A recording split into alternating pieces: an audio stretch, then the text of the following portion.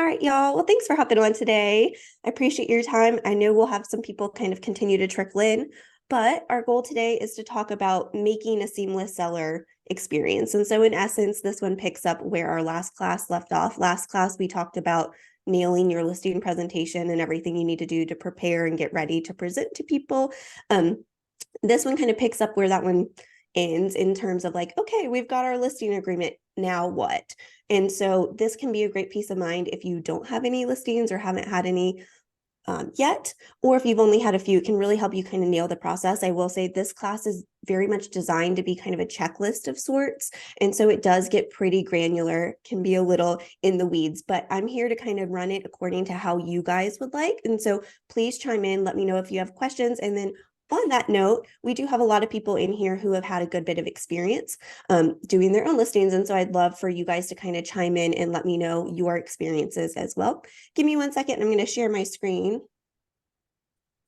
And then I might let my dog in because she's really wanting to be a part of the action today. All right, let's see.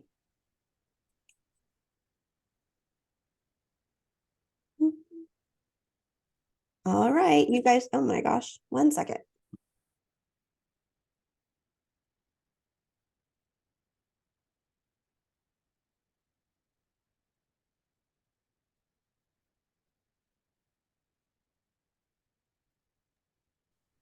All right, you guys can see my screen at this point, I assume.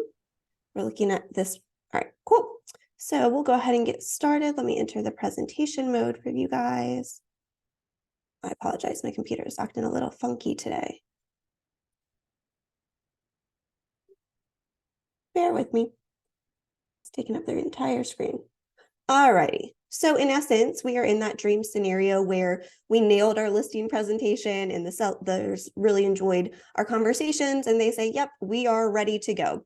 And so in essence, this is where the fun begins. I think I'm not alone in this thought process, but in my mind, a few things to keep in mind. One, heading into the listing experience, especially as someone who didn't have any listing history, I came from a buyer's agent perspective and it really only worked with buyers for 3 years. Heading into my first listing, I was incredibly intimidated because I felt like I didn't know anything. And in reality, I want to, if no one has told you this yet, I want to kind of set the stage that even if you have buyer's experience, you kind of know what you're doing, right? It's the same process. It's just on the listing side, there's a lot of preparation in terms of getting the home ready and marketed. But please know that you have the skills that you need in order to get people through closing. Just know that there are resources to help you get there. The other thing, though, is you have a whole team to rely on, and we can continue to hone this process. So just know that on the listing side, the majority of your work comes on the front end. And then once we get that home up and ready to go, then we just kind of sit back and wait for the buyers to come to us. So just know it seems a little overwhelming on the front end, but once you've got it, you've got it. So before I dive right in, I know kind of based on my experiences with you guys, I have a feeling of who's done what, but I would love to know, I know there's some of you here that haven't done listings and there's a few that have a good bit of experience. So I'd love to hear from you guys what you're hoping to get out of today. Obviously, I'm going to go through things on kind of a granular level, but I want to make sure I'm kind of speaking to what you're hoping to get out of today. Would a few of you mind just kind of chiming in and sharing real quick?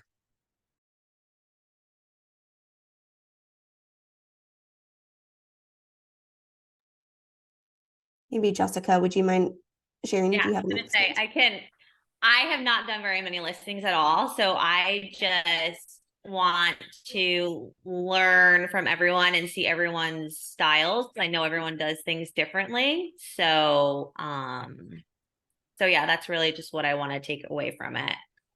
And like you said, it's intimidating when you go on that, appointment and all that. So Yeah, I mean, you nailed it spot on, right? Like we all get in our processes and we can be amazing at them, but it's always nice to kind of cross check and just see how other people do it. Does it peace of mind at the very least, but often we kind of cherry pick a few of those items and implement them going forward in our own business. exactly. Awesome.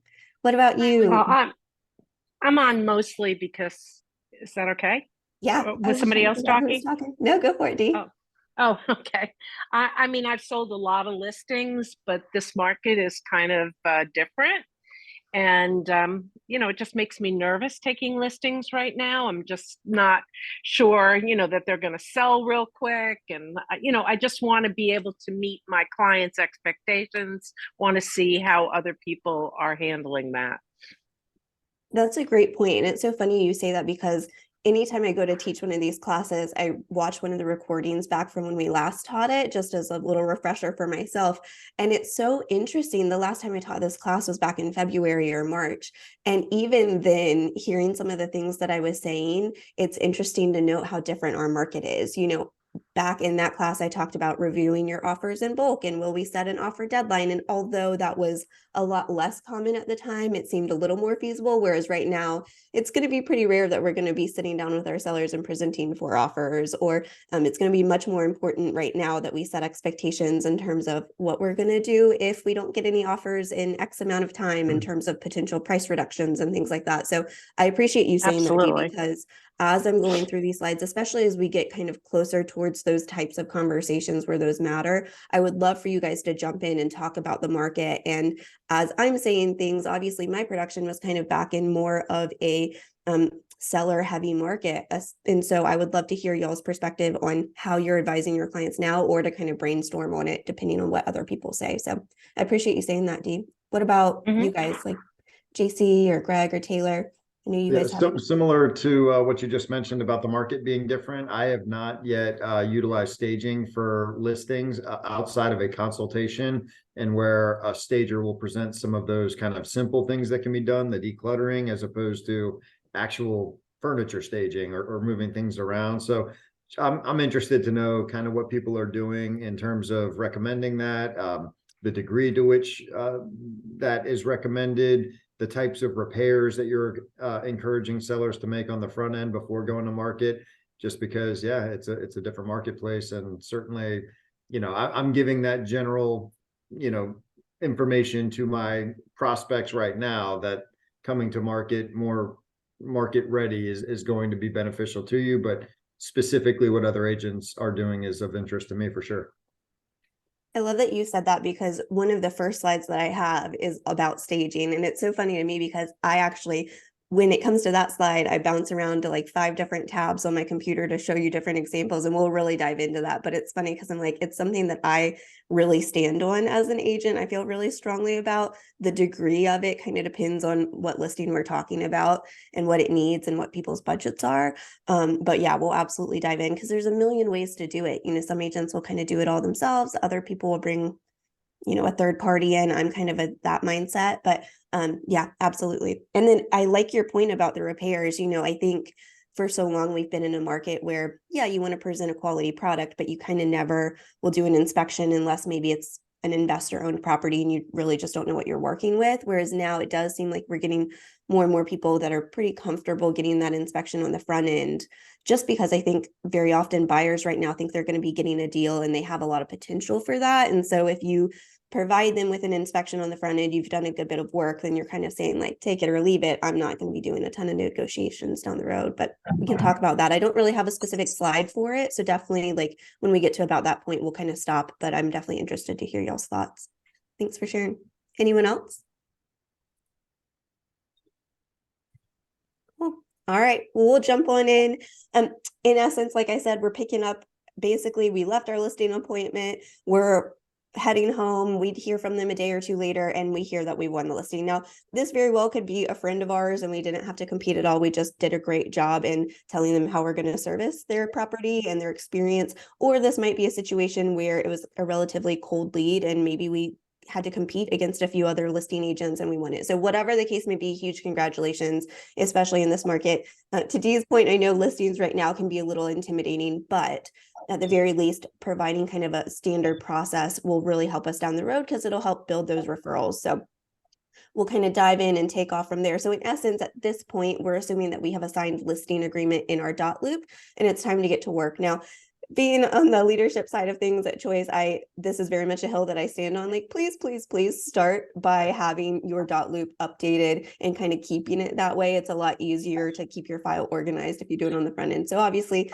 with your listing agreement, they're going to sign that virtually likely anyways, but just setting that in motion from the beginning is really important.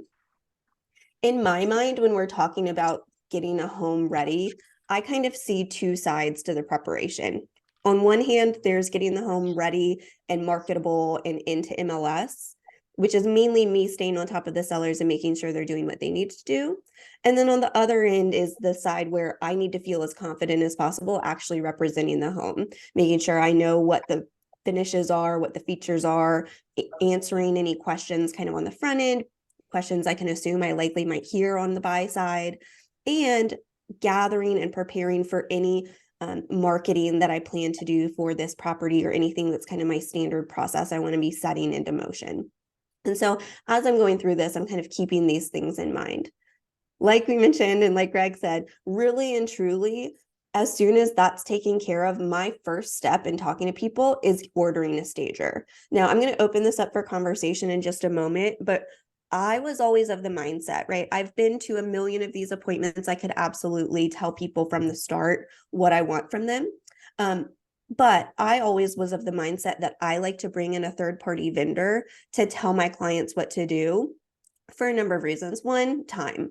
A stager is going to go through the home room by room and spend like 2 or 3 hours with your clients, literally making an entire list of what they need to do for each room, what should be pre-packed, what maybe some rearranging of the furniture to maximize the space, maybe taking down personal items. And similar to a designer, stagers have an eye for making things aesthetic and visually pleasing. However, their whole goal is to make suggestions that will lead to the potential of an increased sales price.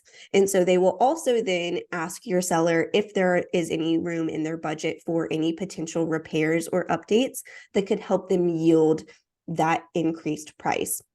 JC, typically stagers, and granted, please know it's been like 2 or 3 years since I've ordered one, but when I did, they were typically under $300. So it's normally like 200 or 300. In my mind, this was something that I was paying for. It was a part of my listing that I did for every single seller because I wanted it to be a non-negotiable.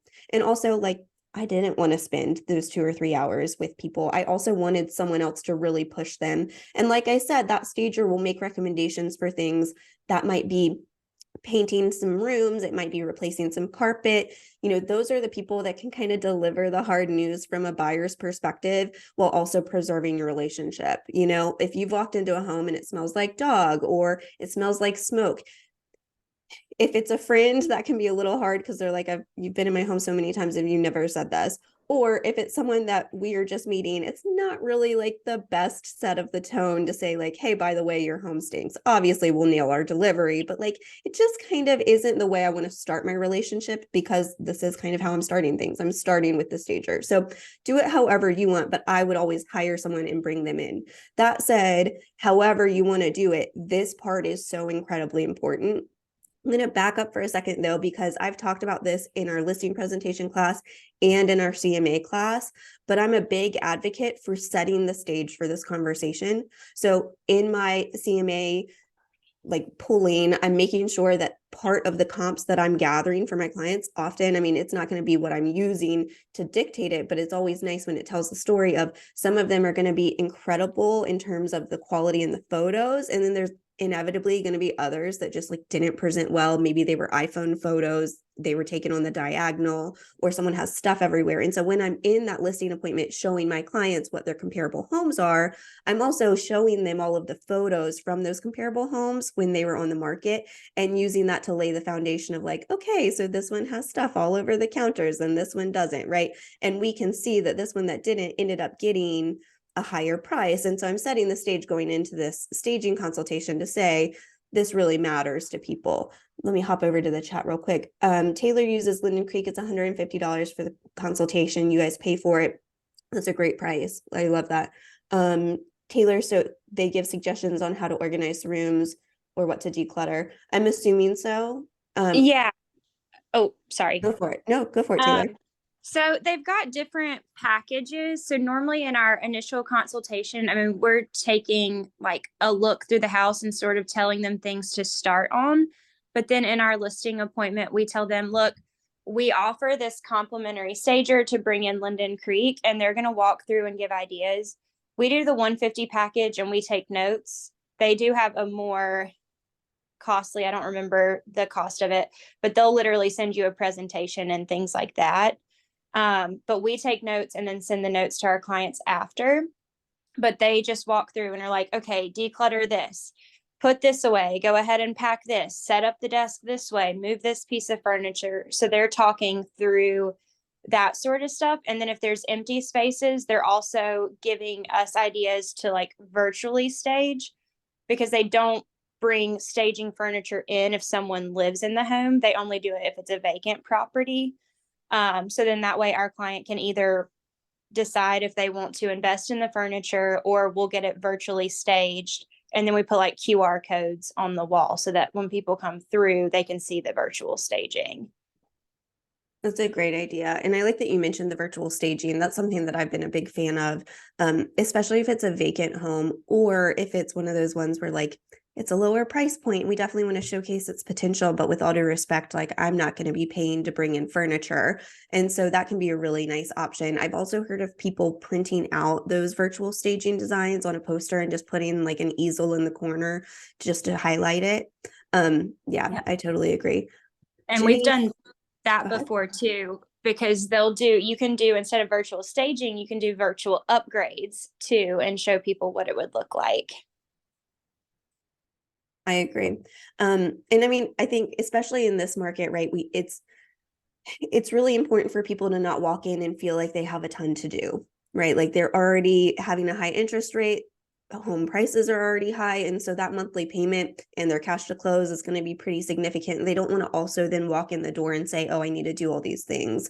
So ideally, the stager is coming in and saying like, hey, replace this carpet, and hopefully they have some funds. But if not, we want to at least show them like we do see the potential. And I know I've said it a million times, but Jen DeCourcy mentioned on our Monday weekend wrap-up call a few weeks ago that like one of the buyers that really seems to be winning right now, or what we're seeing, is there's a lot of activity in people that believe that they can get sweat equity in homes. Like that's where they feel they are getting a deal.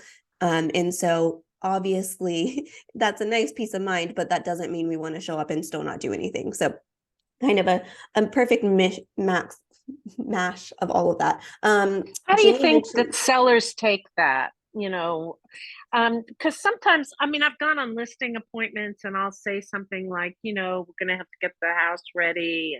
You need to put away a lot of personal effects. And, you know, like I give some, and I don't know, like the last listing appointment I went on, I felt like I got real pushback from that, you know, like, oh man, there's too much to do. You know, I don't really want to do all this, you know, to sell my home, blah, blah, blah, you know? What are your thoughts on that? Two things. One, I would say try to have some sort of benchmark in your listing presentation as to what you expect in terms of staging. This is actually not something that I did in mine. I just showed the importance of staging, but I was reviewing one of our agents' listing presentations yesterday. And one of the things that I really loved was she had a whole page of staging recommendations kind of by room category. So like in your kitchens, you're going to remove everything from your countertops, including toasters. In your bathrooms, you're going to remove all of the soaps and whatever, kind of like a very standardized Oh, I like list. that. And so I think that makes it feel a lot less directed. Do you have a at copy them. of that? I'd have to ask her, but I'm sure we can kind of use a benchmark for them, you know. But I Okay. think that helps alleviate the feeling of it being kind of a personal attack in essence. But I would say the other thing, and I will leave it up to you how you choose to phrase it, but in essence, just kind of the idea that on the buy side, I'm a strong believer that the way that people take care of the things you can see says a lot about how they take care of the things you can't see. And right now in this market, buyers are looking for a deal in essence. And so we want to make sure that we are presenting the best product of a home possible from the start so that they aren't coming in thinking they can get a deal. And I know it sounds crazy between you and me, but things like having a number of things on the countertops or a ton of personal items, it can make it feel cluttered, and it can make it feel like they have things to do. And they could take these cosmetic items as a potential for some sort of seller concession. And I want to protect you and your financial interests to remove any potential obstacle there. The other thing that I always say to people is any product that's marketed online, even if it's a pair of shoes, is going to be marketed in the best way possible. It has someone that specializes in that. We have a professional photographer. We're getting the right angles. We're getting the right lighting. We're making sure it's clean and polished. Why would we not do that for your largest financial asset also? And so I just kind of try to change the perspective of it and really take them back into a buyer mentality, because obviously they're really proud of it and we all are. But I think, again, like showing them these photos and letting it kind of speak to them, and again, making it not their house, right? Being like, hey, like this was the property that I took on way back in the day, and this is what it looked like. They had 2 German Shepherds. They had a child that was under 1. Of course, there was a lot that they had to do. But between you and me, would you pay, $400 for a house that looks like this, or would you rather pay $400 for a house that looks like this? I think in this day and age, people would love $400 for either of those, but that's a dramatic difference, right? What Taylor say? I phrase it as, I'm helping you proactively pack up because this isn't your home anymore when you decide to list. We want to appeal to your buyer's needs. That's so true. Starting to kind of remove that emotional feel. I'm going to give a few more examples. I think Good the thing point. that's also important is to recognize a stager isn't just coming in there to take you for your worth. They're not coming in here just to make recommendations for the sake of doing it. They're going to focus on where it packs the most punch. So if they're telling you to paint and you don't have the budget to do all of it, they're going to say focus on your kitchen, living room, and owner's bedroom. And so this was one of the other listings I had. They loved color, and I love that for them, but I didn't love it for their future buyers and marketability. They had like bright orange in the living room, a green kitchen, green and orange in the owner's bedroom, right? And so we came in, made some recommendations from the stager, and ended up looking like this, right? It's just a dramatic difference, but you don't have to do it that way. I think after you get familiar with doing a few of those types of appointments, you can start to see kind of where it makes a difference. And I was always of the mindset, like, I like to shop, right? And so if I had some decor that I was kind of phasing out, I just stick it in my garage. And sometimes I'll do kind of light staging for people. And so if you're of the mindset where you want to come in and you just want to bring in an air mattress and kind of use some of your standard materials over and over, that's also an option. Just whatever it is, be confident in your process and relaying that to your sellers. We have a go-to stager that we use. Her name is Ellie Mays. She's with Upstaging Designs. So this is someone that can come in and do all of those things. Obviously, Taylor mentioned she has an option. One thing I wanted to focus on, since we have it, boxbrownie.com is a site that I use a lot for virtual staging. They can also do like those virtual upgrades that Taylor was talking about. They can do like sky replacement in photos to make them more dynamic. Obviously, that's not too bad as a one-time cost, but if you're doing it for all of the photos, it might be a bit much. But I would just cherry pick a few here and there as needed, but just know that that is an option to you as well. But so on that note, I did want to take a second. I know you guys were kind of bouncing around a little bit, but I would love to hear from a few more of you what your standard process is currently when it comes to talking about staging. Do you include it in your listing packet? What does that consult look like?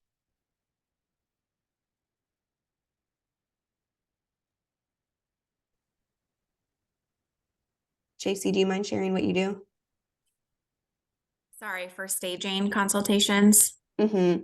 So I do a lot of decor staging myself. I have like 2 huge bins of decor that I take to pretty much each listing, and I'll like swap stuff out. Like if they have a lot of like red decor, that doesn't look good in photos, that doesn't appeal to a lot of people. So I do a lot of switching out for more like neutral decor staging. And then vacant homes, we do full staging, of course, but I'm really into virtual staging right now. I think is super important. Or using like Brownie Box, like Taylor said, to do upgrade staging or virtual staging as well in your photos. Sorry, I wasn't listening to what we were talking about. I was sending an email, so I don't even know if I'm on topic, but when you say if it's a vacant home, you fully stage it, what does that mean to you? Yeah, well, I personally do living, dining, and master bedroom. Those are the 3 most important spaces in a home. But if I do that, I also up my commission as well. So it kind of offsets it a little bit. But a lot of sellers don't have the money up front. So coming out of their proceeds is the best way to do it anyways for them. And if it doesn't cover all of it, it's perfectly fine too. Like I don't mind putting in some of my money to help my sellers, especially in this climate. But that's what I like to do for a vacant house. And then of course, like if they don't have the money to pay out of their proceeds to up the commission, whatever it looks like, virtual staging is definitely the way to go, at least. So for that, you were talking about physically having a company bring in materials. You're not saying that you have some dining room table that you're shuttling to every house. Yeah, I would bring in a stager. What companies do you use out of curiosity, and what does the cost look like for things like that? Because don't they pay per square foot?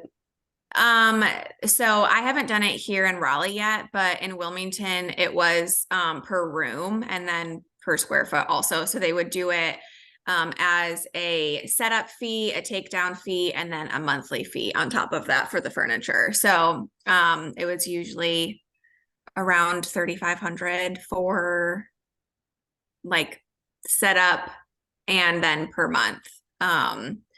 So usually I feel like even just for the first month, it's super important to do it. If you can stretch it out to 2 months, that's even better. But when people are getting their eyes on it, first and foremost, I think it's super important. I agree. I also think like the price point of the home really matters, right? If we're Yeah. talking about luxury listings, I absolutely would be bringing someone in. Like with all due respect, I'm Yeah. not going to be doing some virtual staging for a $1.5 million property. Mhm. And I think a lot of it has to do with how you use the rooms. And if it's a big house, it can be harder for people, especially if it's vacant and people don't live there, for people to be like, what would I even use this room for? You Yeah. know? And so if you kind of eliminate that and speak to their lifestyle, that makes a big difference. Taylor said, I think Ellie used Linden Creek to stage a similar home. It was Yeah. about 3K for the month. 3,000. Yeah. Yeah. Yeah. That's right. I also am, I love looking at how agents market these days because there's so much more available and everyone is just so creative with the way they do things. But there are a few agents that I really follow on Instagram, and there's one woman in Arizona that I really enjoy following, and they are the same type of thing as what you said, JC, of like any vacant home, they fully stage. Like it is a non-negotiable. It is their standard practice. And a few things there. One, she's very good about showing that on her Instagram stories. I know we talk about it all the time, and this is a little bit off topic, but not really, of make sure that you are showing, especially on social media, you are showing your client experience. You're not just talking about it, you're showing like, this is what it looked like before, this is what it looked like after. That way people know before they even meet you what they can expect in working with you. But I also think that it's important how you kind of differentiate yourself from other people. And so one of the things that she did was she always shows how they've staged the homes, and it's kind of a standard practice. And obviously it's something that she talks about on their stories pretty regularly.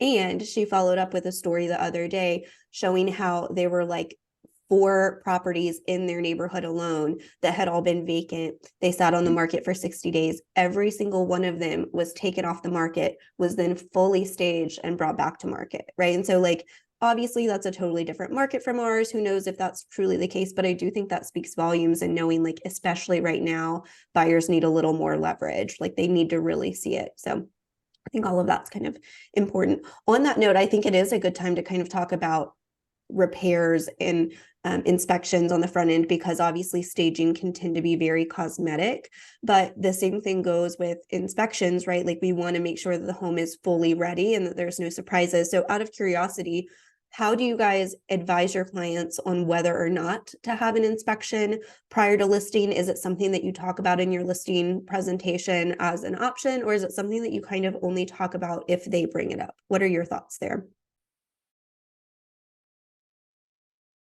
I haven't had a recent listing, but I have started offering, and I plan to continue offering the home warranty that it protects the seller during the listing process and then transfers to the buyer. But in that same conversation, I do like the idea of suggesting the value in this marketplace of a pre-inspection.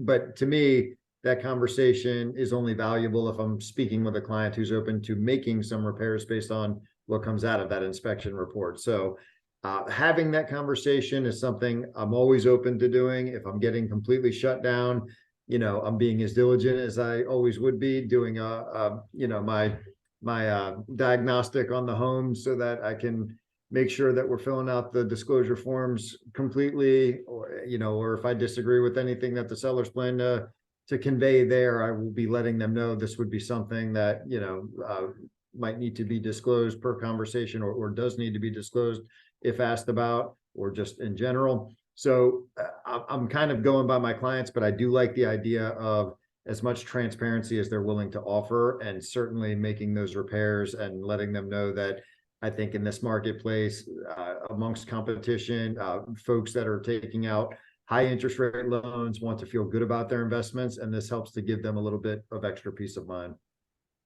Yes, perfectly said, Greg.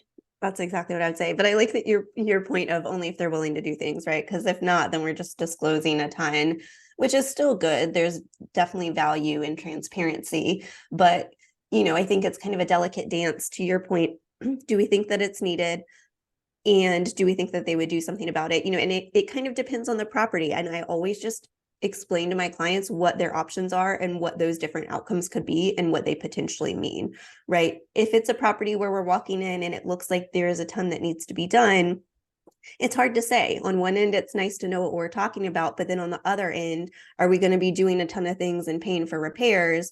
And then when our future buyers get an inspection, they're still finding a few more things. And so then we're kind of doubling up in terms of like what we're repairing, right? And so to a certain extent, we then could provide that inspection as a document and just kind of say like, more than ever, it's an as-is sale. But that again kind of speaks to a potential reduction in the proceeds that a seller gets or anything like that, right? So I think it just kind of depends on situation by situation. I think you made a really good point though, Greg, of we need to make sure that in our listing appointment, we're really flagging things that we need to discuss with the client in terms of what would be a disclosure, what's kind of a material fact, and what is something that honestly between us, like we might need a little leverage in convincing them to do. And again, that's where a stager being a third party coming in and saying something about it, or having an inspector like mention how much of a flag this is, right? Like that can be of great value. The other thing that I made a note of in both of these topics is the timeline of them. I am always of the mindset that I don't care if you're selling in a year, both of these things, if you're doing an inspection, but at least staging, those need to take place as soon as possible, because there is nothing worse than getting a month out from listing and realizing you have a ton to do. And I always see our staging appointment as or our staging list as a dream list of sorts. Like, don't stress yourself out. If we could do all of this, that would be our dream scenario. But ideally, let's just chip away at the big ticket items. So if you have more time to do all of those things, let's give you that time. And that helps solidify our relationship because it proves to them that I'm here for the long run. Do you guys have anything else to add about any of those things, either in terms of timeline or when you're walking through the house? Is there anything that you really flag as something that you want to make sure you mention? I think to piggyback off what Greg said, I really encourage my sellers to fill out the property disclosure. Like a lot of listing agents, I've heard sellers say before, well, my listing agent just said to check no representation on everything. Like, I don't encourage them to do that. You need to fill it out if you can, please.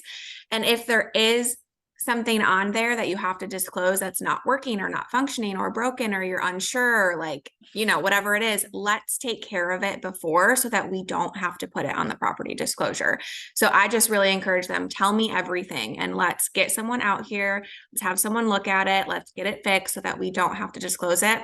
I don't do a full inspection prior, but I do really push that button to try to get them to tell me. We don't want to disclose it. We don't want it to have to come out. So we don't want it on the property disclosure. So let's take care of it first and foremost. If there is something that you're unsure about, I'd like to do it now rather than later. I totally agree. Yep. Be proactive. I think it shows like your good faith. It shows that you're great to work with. It shows that you don't want to hide things. And to your point, no one likes looking at a property disclosure that's just completely no representation, right? Like we can talk to our clients about it all the time, and that could just mean that it's an investment property and they never lived there. But if you lived there, let's just tell them everything that we know and let's just set that stage.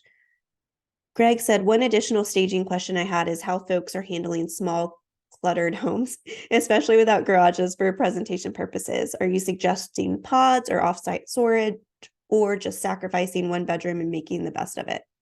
Great question. What are y'all's thoughts?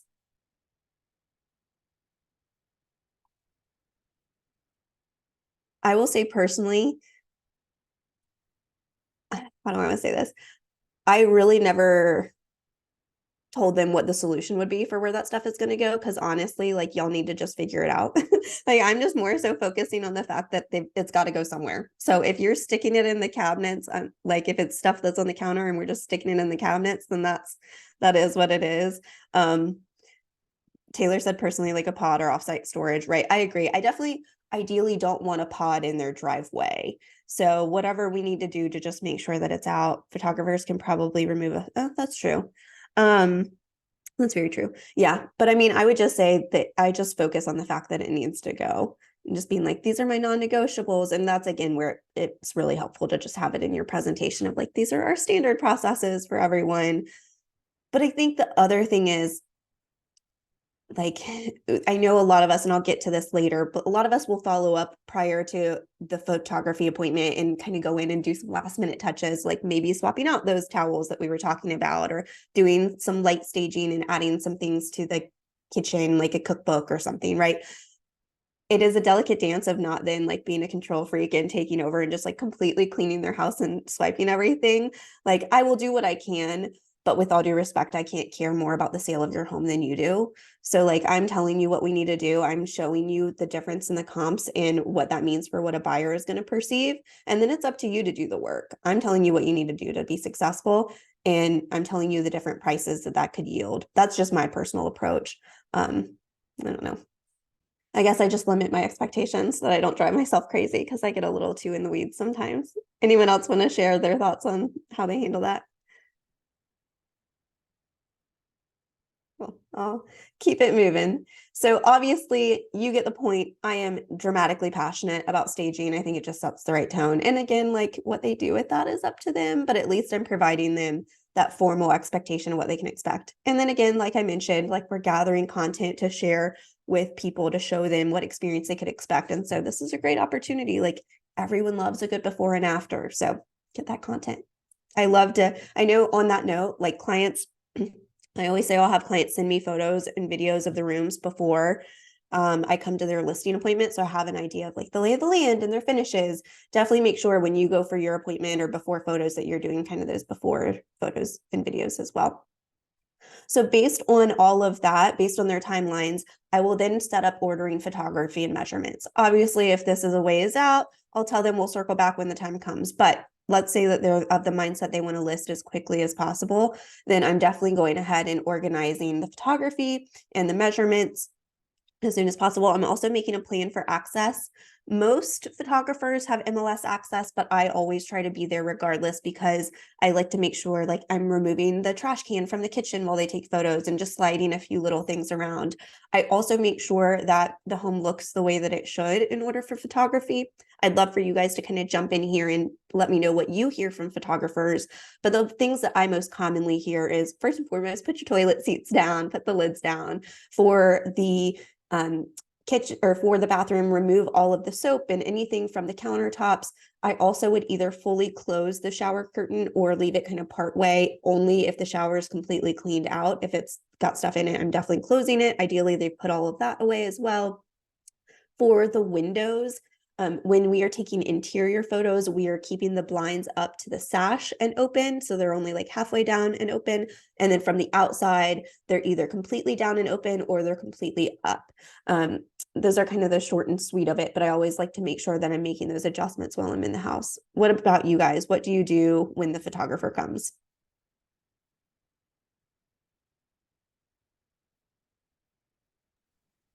I do basically the same thing as you. Make sure toilet seats are down, make sure blinds are open. I do halfway the same as you. Honestly, I don't change it for the inside and outside. So maybe that's something I need to add to my stuff. The shower curtains, making sure every single light is on, lamp is on, and then things are put away, trash cans.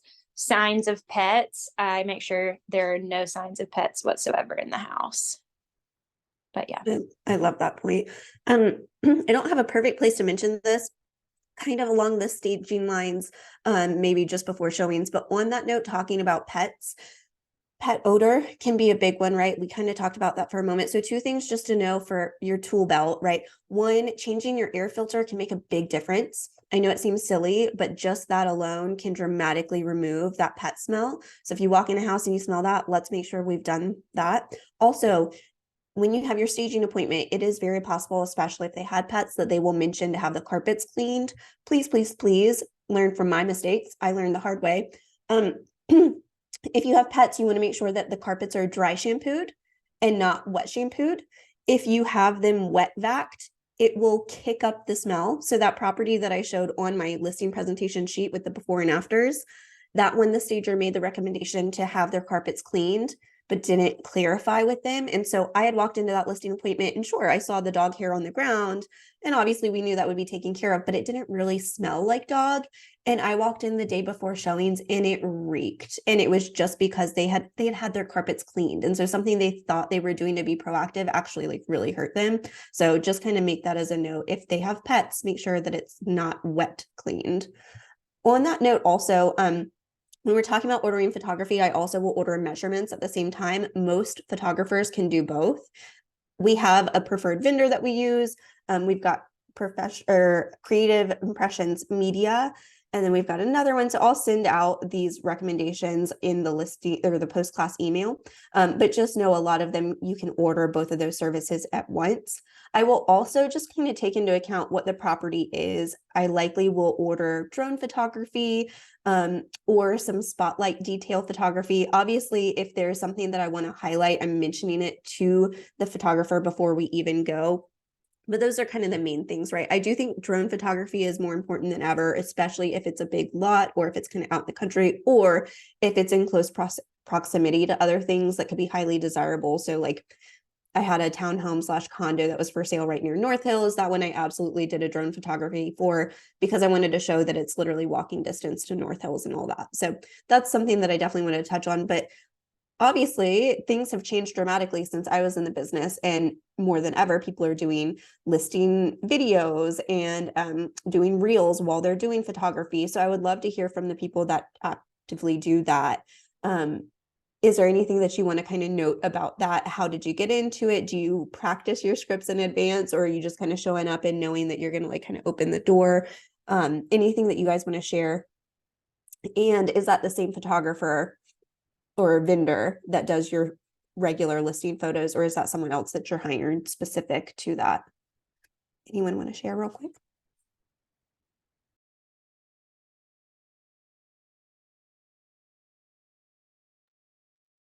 So I think I heard the question correctly, but I do use Harmon for all of the services that they offer, the photography, the measurements, the detailed sketches, and a lot of times I'll give them specific instructions with for communities with amenities, in addition to any drone photography, to locations as to where the amenities that I want to highlight are, so that they can get some pictures of those in the listings as well.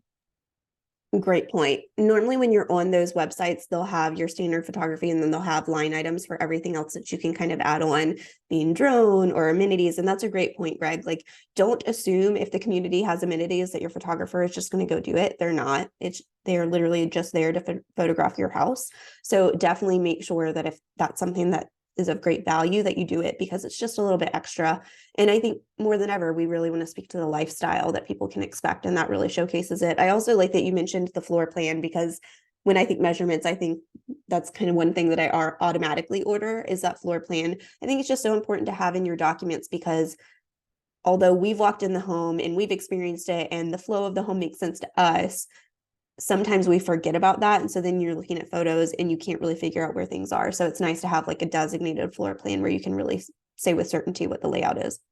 Appreciate that. Then once we have all of that, I'm sending an email to my sellers with a plan for everything, who the vendors are, what the dates are, and if there's anything that they need to be doing, what those deadlines are. I know it seems a little counterintuitive because I'm providing these things in my mind. Like, I'm not really asking what vendor you want to use. With all due respect, if you have a photographer that you want me to use, I'll look at the website. But unless they are a true residential real estate photographer, I'm not using them. I'm not using your friend that does portrait photography, right? Like, this is a different product. But understandably, people don't really want random people in their homes. And so I think it's important that we mention who the vendors are, even if we are going to be there. Make sure that you're putting that in there. And then I'll send calendar invites for everything. Then we're doing all of the like boring stuff, honestly, but just know if you do it all, you can crank it out quickly. In essence, we're doing our research to make sure that we are disclosing what we need to disclose, we're covering any material facts, and that we're proactively answering any questions that buyers could expect. This means that we're pulling the deed. I said that in our listing appointment thing. As soon as I get off the phone, if it is not a past client and I know I sold the house, I'm pulling the deed to make sure they have the right to sell, first and foremost. And then I'm covering all of my bases for commercial sounds, smells, any concerns that people have, any FEMA concerns, like checking the map, checking the trains, the flight path, all that fun stuff. I'm also definitely reaching out to the HOA to make sure I'm covering all of my bases. I am confirming what the fees are. I'm confirming whether or not there is a special assessment that's coming that we know about. If there's any transfer fees, like when the buyer takes ownership, does the seller or the buyer have to pay, since there is now a new person that is a member of that HOA? And I am confirming two things. One, I'm confirming what the sign rules are, if there are any. I want to make sure my sign doesn't get taken down. And I am confirming what their rental rules are. Is it capped? Is there a percentage? Do they allow it at all? Those are the questions that I definitely want to make sure of. If they don't allow rentals at all, I see that as something that needs to be in the agent only comments, especially if it's something like over near Tryon Road or somewhere where we know it's very rental heavy. Fret not though. There is an entire page that we have on the Choice intranet. Let me see if I can share this real quick. That covers all of this. You see this. And so if you go into the Choice intranet, you go into learning resources and you search for new listing checklist, it has a list of everything that you need to look into on our end, at least. Obviously, I'm sure there might be a few others, and links to all of it. So when in doubt, check that out or reach out to us. But just curious if there's anything offhand that you want to make sure that we mention that you automatically research, whether it's something that's on this list that you want to kind of double down on, or if it's something that's not on that list that you want to make sure I touch on. I didn't have any listings in Holly Springs, but I know I've heard other people bring up the Wake County dump because of the smells. That's an important one. Also the what is it? The Sharon Harris nuclear. Yes. Yep. That as well. I know in our CMA class, one of the agents was talking about 540 and like to what extent we need to disclose it. It can be really intimidating if you're like, oh, it's going to be right behind this community, and on paper or at a map, you take a look and you're like, wow, that looks so close. And then you show up to the community and you're like, oh, actually, it's like all the way down the street. It's not a concern at all. You know, thankfully now, based on the status of all of that work, most of the time it's pretty obvious where it's going to be. At least they have trees cleared and stuff, but definitely do that research. Anything else that y'all try to dig into?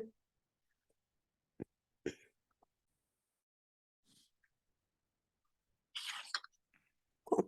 The other thing I would say is just ask the sellers, but regardless of what they tell you, make sure you're doing this research. I know it sounds silly, but my dad lives in downtown Cary, and I lived in that property. They've owned it for years and years. I lived in that property after college, and there's a train track right down the street, like literally less than a quarter of a mile. And a train will come by in the middle of the night. And if you're paying attention and if you're new there, you can absolutely hear it. Like I stayed with him when I was in town last, and I heard it, but it wasn't something that would have woken me up by any means.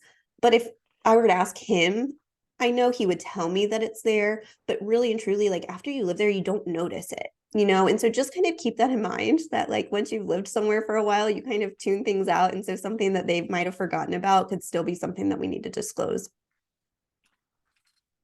anything that we are doing here that is a disclosure of sorts, like some of this we'll check and we'll just say, oh, it's not really a concern to our property at all. We'll just keep it moving. But if it is something, then go ahead and add that to your dot loop. And then likely we'll add it to the document section once the listing is up. I definitely like to be that person that has a good number of things in the document section. But at the same time, I don't like to be the person that has like 12 documents because I feel like that's a little overwhelming. Maybe that's just me. But definitely cover your bases. I will say for a good portion of these things, shout out to Mona. I don't know if she's on here, but she was the one that kind of illuminated me to the fact that a lot of the permits and the deed itself can both be found on the IMAPS website. So if you're on there and you type in the property, you scroll down on the right, it will have a lot of that there. So start on IMAPS because that could remove a lot of the like searching for these items. Then I'm going to continue to get that information from the seller. To JC's point, I'm definitely getting the disclosures. I'm curious to hear how you guys do it. But when I do the disclosures, I always bring them to the listing appointment. I try to have them fill that information out and then I will pick it back up from them. You can absolutely send it in dot loop. In my opinion, like on the agent side, you can just kind of click in the corner and drag and cover all of it, and it selected everything. So you can easily assign all of the fields to people, but it's confusing to them to know that you can only select one on each line, and I want to make sure they don't miss anything. And so I always give it to them because I also feel like on the buy side, for some reason, this is just totally mental perception, I feel more confident in knowing that the sellers took their time in filling it out when they filled it out by hand than if they did it electronically and they just kind of click through things. But anyway, I'm getting that back from them and uploading that. But curious, do you guys have them fill it out by hand? Do you send it by dot loop? Do you have a strong preference one way or another, or does it just depend on the situation? I prefer manual like you. Total personal preference, but that's what I do. I'm going to get all the remaining listing documents. I also will get a list of any updates, any repairs that they've done, any replacements they've done, anything that's new. I'm also getting a copy of the warranties. I also want to make sure that things were installed correctly and by vendors that I can then rely on. I have had situations, this is mainly in flips, and I was representing the buy side, but something saying that they have a new roof. And that's great, but what if that new roof was just installed by a handyman? Totally still a new roof, right? But it might not come with a warranty, or it might not be a vendor that I can then call down the road and say, hey, like, can I get some documentation on this, right? It's a little harder to follow up. Marta said, how much time do you allow yourself for all this legwork? Ideally, I like to give myself about 2 weeks from the time that I take a listing appointment to activation on like the fast end, if I can help it. At a minimum, I'm saying like a week to 4 days because I need time to tell them what to do and get photography ordered. If their home is like totally ready, we can do photos fast, but I just, like, with all due respect, a delay on your behalf doesn't constitute an emergency, right? Like, I will get this ready. I am here to work for my clients, and a client is better than no client. Let's be clear, right? Like, I will make it happen quickly if I need to, but ideally we're kind of buffering some time. What did Jenny say? Please at least fill out the year your house was built and city sewer water. Were you saying something? Oh, I'll mute that. Taylor said, I agree. I tell them I need at minimum a week, right? Yeah. I mean, I want to make sure I'm presenting your home in the best way. I don't want to feel rushed, but we can, drag it out as much as possible. We can also do it quickly. For anything else, I just am getting documentation. I'm getting a copy of the surveys. I'm also getting alarm info for 2 reasons. One, I need to know, are they still paying for that service? Is it something that we can, mind you, I'm having them do this research and having them tell it to me. I'm not calling alarm companies, but I'm making sure I know whether it's paid off and whether they are still paying for it, if it's something that can transfer to the new owners. And if so, is there any cost to them for it? And I need to know like what the code is, because ideally going into showings, you're turning it off completely. But if out of muscle memory you set it, I want to make sure I have some answers so that, we're not having like the fire station show up by accident. I'm also double checking if they have anything that is rented and not owned, including propane tanks. I also want to put on here solar panels. That was a conversation I had with a buyer friend of mine. He's purchased a few houses with me, and I caught wind the other day that he was considering solar panels. And so I called him and I was like, hey, by the way, like, I don't have experience with this, but one thing I want you to know is solar panels can take a good while to pay off. And they don't always transfer easily in ownership to your future owner. So you might either have to pay them off completely at closing, which you might not be expecting, or it could be something that the new buyers are open to continuing to pay for, but their lender might not want that as part of the contract because it might not be buffered in the sales price, right? Like there's just a lot of financial things to consider. Do research like that. Anyone want to add anything here? Things I might have forgotten about? I just wanted to mention about the solar panels, and this is just from experience being in the lending side of it. Some people don't realize that when they get these solar panels and they get them financed, they put a lien on their property. Because I've had clients coming in, hey, I want to refinance my home or get a home equity line. And when we pulled the deed, they would see a lien on it. I said, well, would this have to be paid off before you can get a loan or even sell the home? So a lot of times, and those loans are like usually 15, 20-year loans that they do for those solar panels. So definitely something to be mindful and educate your seller that, this has to be paid off before selling or it's going to have to be paid at the closing. Thank you for sharing that. Just because they are so rare and it can be hard to know how they're even handled, except to know that they can just be quite tricky. So yeah, absolutely. The conversation I had with my client the other day was like, you're renting out your home, so you're not even paying utilities. Why are you considering this? But I think it's just a common trend right now. Jenny said, yes, solar panels paid off. Utility information. Oh, that's great. Yep. Liens are filed for AC units as well. Interesting. I didn't know that. Double check all of it. Then we're going to gather all of that and put it into MLS. Now, I'm not going to spend too much time doing this. Let me see who's on here. Has anyone not added a listing to MLS on this call? You can do a little hand raise or okay, Marta. Okay, so I'll do this real quick. Just know MLS has a ton of resources. So I'll show you the quick way to do it. But just know at any point, if you don't know what you're doing and this isn't enough, you can go into MLS, click resources and click help. They will take you to this page. If you click listings, they will have a little outline of how to add one, how to maintain it. And if you click add listing, they even have a little video. So I'll show you the short version, but just know that that's there as a resource. In essence, you'll come into MLS and click listing residential, and it will take you to this page. You will then just go ahead and start filling out information. Anything that has an R is required. You can either type information in and it will populate what that option is below it. If you're unsure what you should be putting in that field, all of the fields along the right-hand side have a little magnifying glass that you can click and it will show you all of your options. So in essence, just go on down the list and fill out as much as you can. I typically am of the mindset I'll do all the easy stuff first. Inevitably, the part that I avoid and like just absolutely dread is the remarks section. I don't know why, but I'll put it off until the very end. Normally, I'll take all of that info that I've been gathering from the sellers and just start to make a bullet point list of sorts. And then I'll either fill that out myself or use ChatGPT to kind of cherry pick information from. But typically, I'll start with kind of that key selling information. If it's a ranch home on an acre or prime location, 10 minutes to RTP, right? Like some statement piece that's going to grab their attention. I'll then talk about the features and finishes of the home. I tend to do it in a story of walking through the house because I feel like that's what makes the most sense to me, but do it however you please. And then at the end, I typically will say like all of the upgrades and additions, like new roof 2020, HVAC 2023, brand new carpet. I'll kind of do it in that order. For my agent remarks, I'll make sure that I put in kind of the standard verbiage of Choice Residential doesn't hold earnest money and all that fun stuff. But I also will add those other details like our preferred closing attorney at Sterling Law.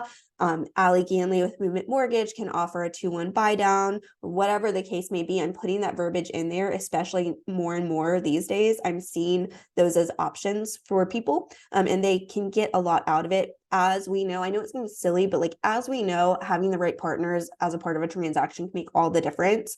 And if you work with the right agent, then they already have those people for themselves, but you never know who you're working with and what their experiences are, and they might not have found their people yet. So give it to them as an option because it'll set everyone up for success. And then you need to make sure that the remarks that you put are then consolidated down in the syndication remarks, because as long as you have selected yes to it being an internet listing, then once you activate, it will automatically push to the other sites like Zillow and Realtor.com and things like that.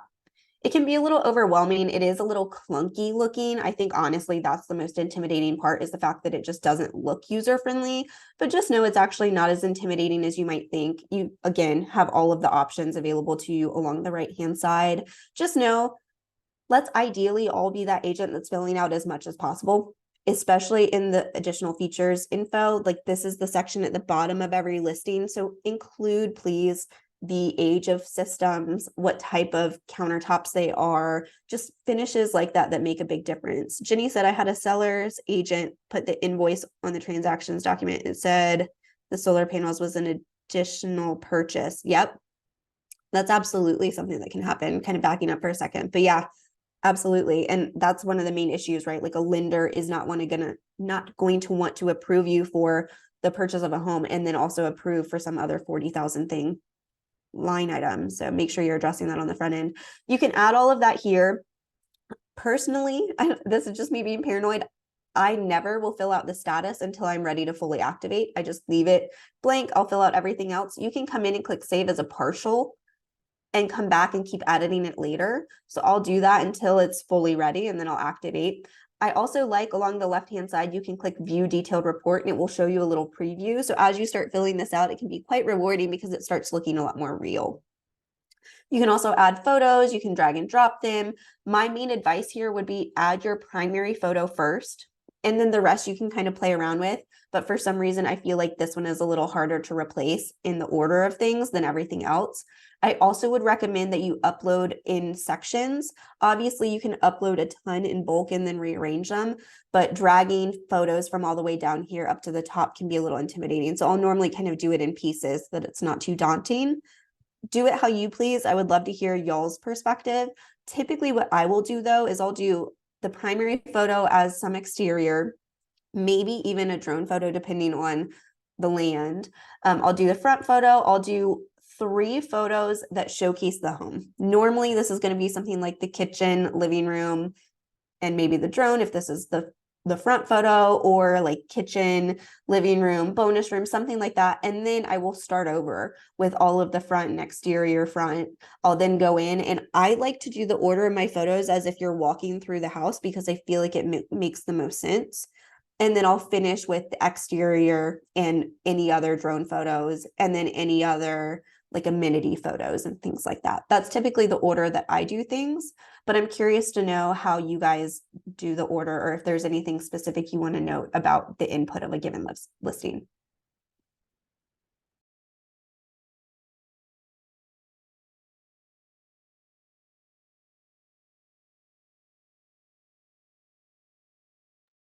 All right, well, keep it moving. I just would say, make sure you kind of take a step back. When in doubt, maybe have a friend look at it. Like I mentioned, sometimes we're a little too close to it. Sometimes it already makes sense to us. And so having someone else look at it just is a nice little peace of mind. Oops. Again, we've got the photos and measurements that will actually take place, right? So what I mentioned before is that we've scheduled them. Now they're actually going to take place. I like to be there. Like I mentioned, I also will get content of me in the home preparing, like we mentioned, to show how we are marketing the property. I also make sure you plan your sign installation. This is a really easy one to overlook. It's just in the dramatic order of everything we have to get done. It's nice to, or it's easy to forget this one. So make sure that you're doing this with a just listed writer or whatever you choose. I personally have EasySign install my signs. When I first got in the business on the list side, I did a few myself, and I then never did it again because they were always crooked or impossible to get out. And I just didn't feel like it was a good look for me to be sweating outside fighting a sign for 30 minutes and have the neighbors looking at me. It just didn't feel like the next way I was going to get a neighborhood listing. It's pretty cheap to have other people do it. So whatever your process is, make sure you don't forget about your sign. And then we're going to plan for activation. So installing our sign, make sure our sellers have a plan for showings. Make sure we have our showing instructions set. and that we have a lockbox at the property. I always will get 2 keys from my sellers. I'll have one in the lockbox and one that I keep in my car because God forbid someone like lock one in the house or it falls through the deck. I don't want to be having to play phone tag with my sellers to say like, hey, can you get back out there? Especially if they're out of town, right? So that's my standard process. I'm also going to do any final touches, and I'm going to make sure we're all on the same page of what their home is going to look like leading into showings.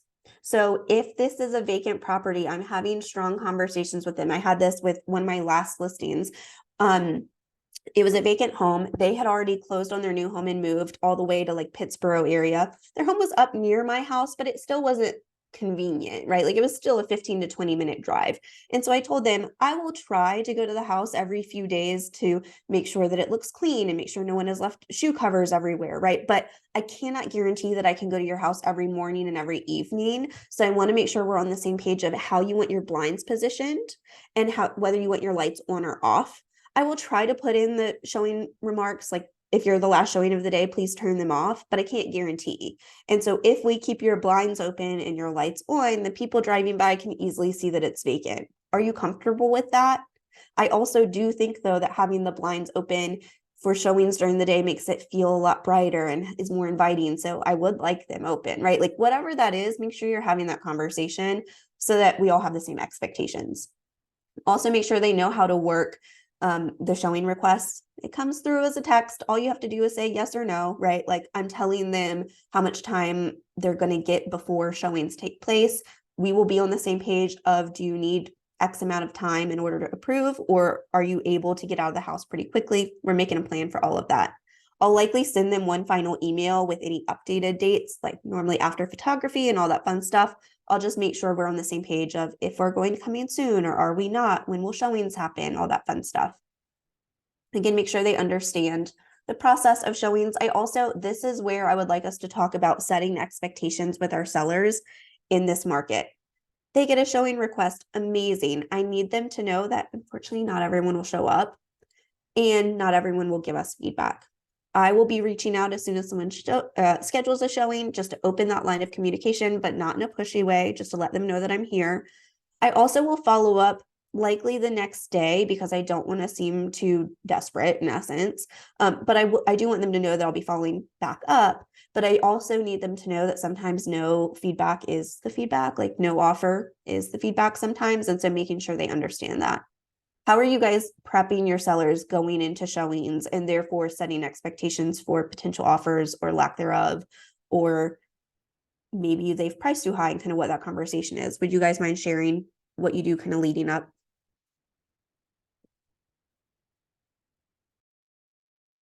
I mean, I definitely have as realistic a conversation I can regarding the price range that they could have gone to market at. And if we're at the upper end of that, I try to, head off the fact that they are likely not going to be overwhelmed with showing volume. Otherwise, like if I think we're pricing at a moderate to very competitive price point, I try to give them, well, I certainly do give them the option of, how do you want to go about showings? Do you want appointment notice? How much notice do you need? Are you planning on taking a long weekend off as we initially hit the market? That way we can, at least for a period of time, have, go and show status and allow bookings to just materialize immediately. But I'm really sensitive to their preferences and what they're looking for. And we make sure we get all of the selections and showing time to match what they're comfortable with. But of course, I try to let them know the more feet we can get in when they want to be there, the better. Sometimes you have people traveling in to town for the weekend and, they're on an agenda. Let's not say no if we don't need to say no to a showing. I couldn't agree more.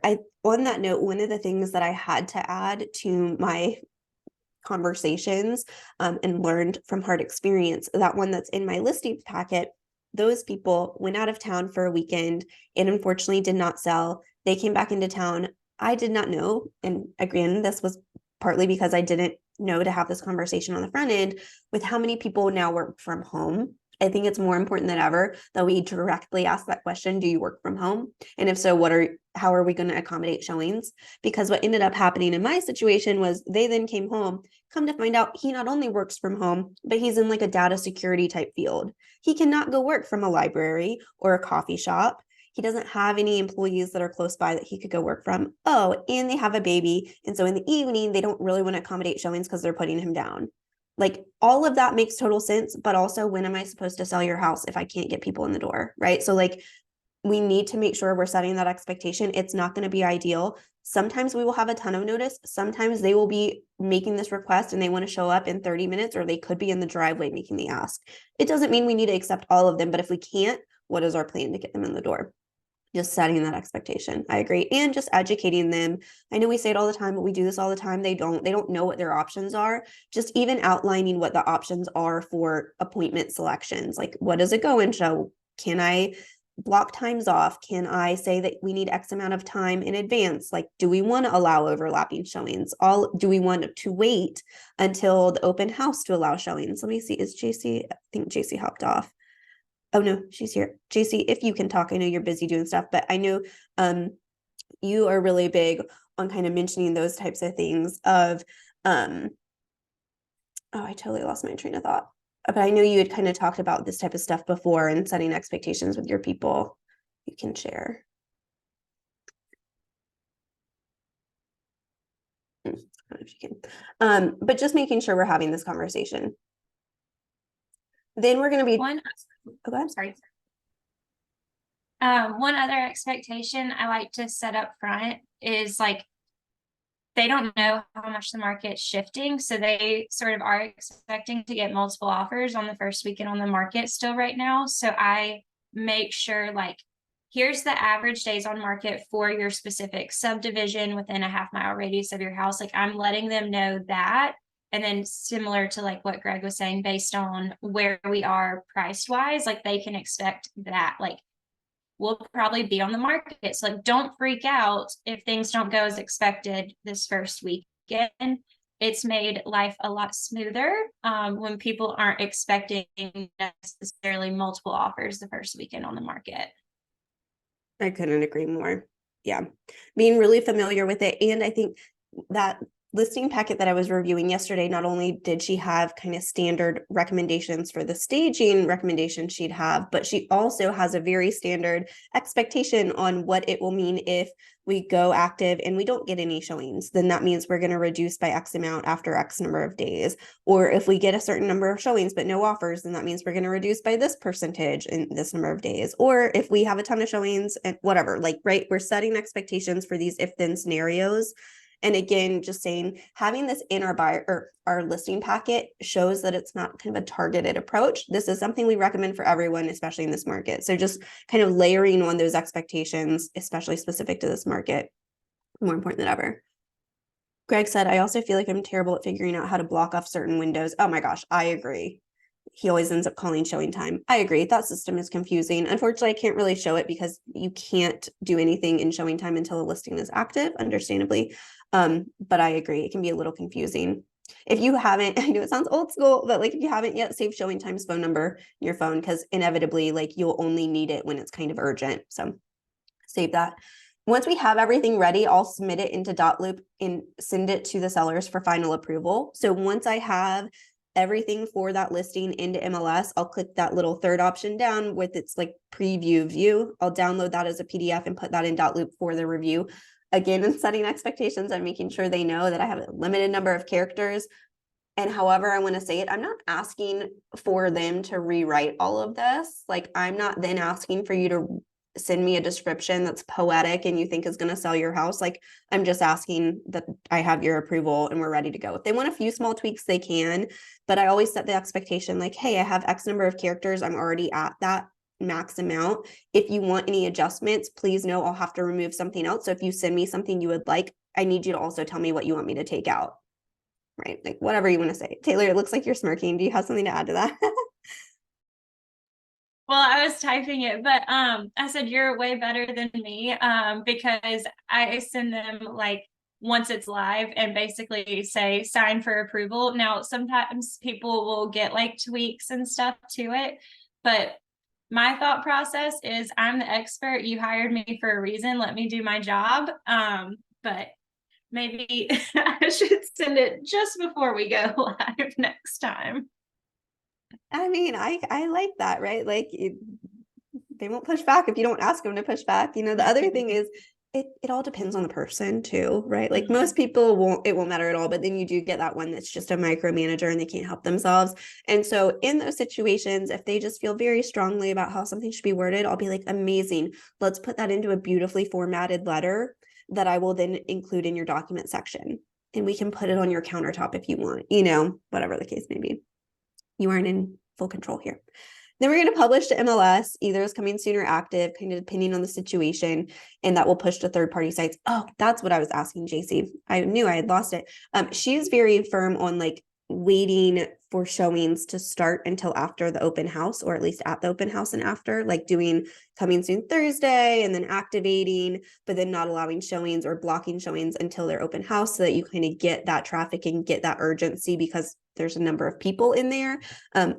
During COVID times, I think we were all of the mindset, like, put it coming soon. That thing is going to sell in no time without a showing, right?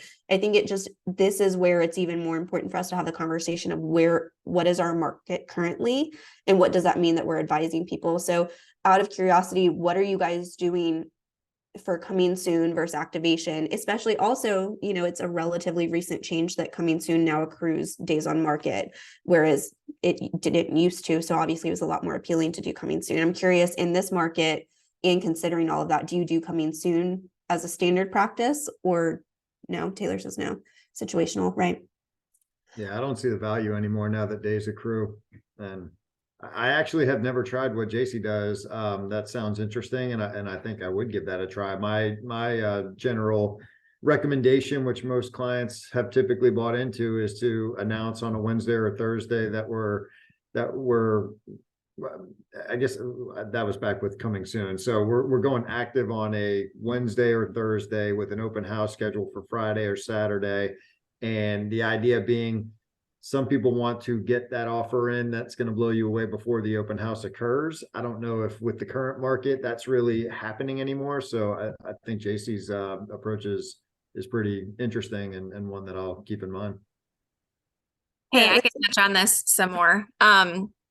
So what I like to do is I like to put up my for sale sign on Monday. Thursday is coming soon, and then Friday, Saturday, and Sunday are open houses, and there's no showings until the open houses start.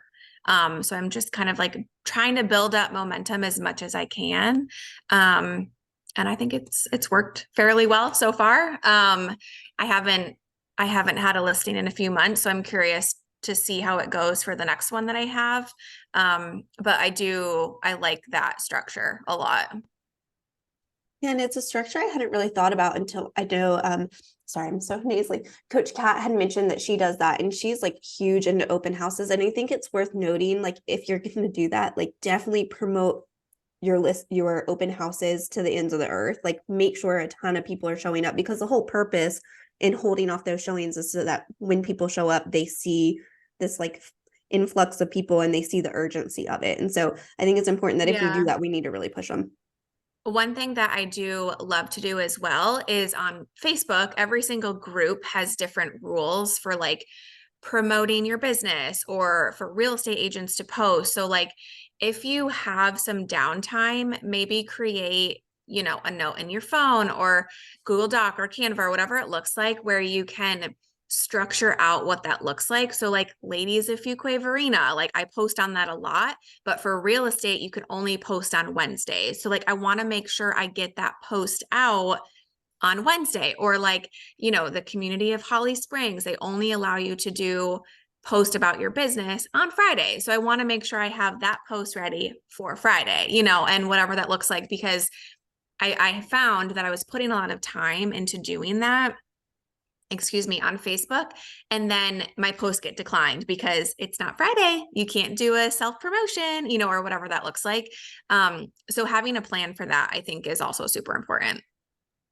You're the Facebook queen, because I didn't even know. I mean, I know a lot of them have those types of rules of like no self-promotion, but I didn't know some of them will allocate given days to that. So that's really Yeah, and always put your listing on Facebook Marketplace because you will get a lot of Facebook messages. Like truly you will. Like that is such a good way to get some leads.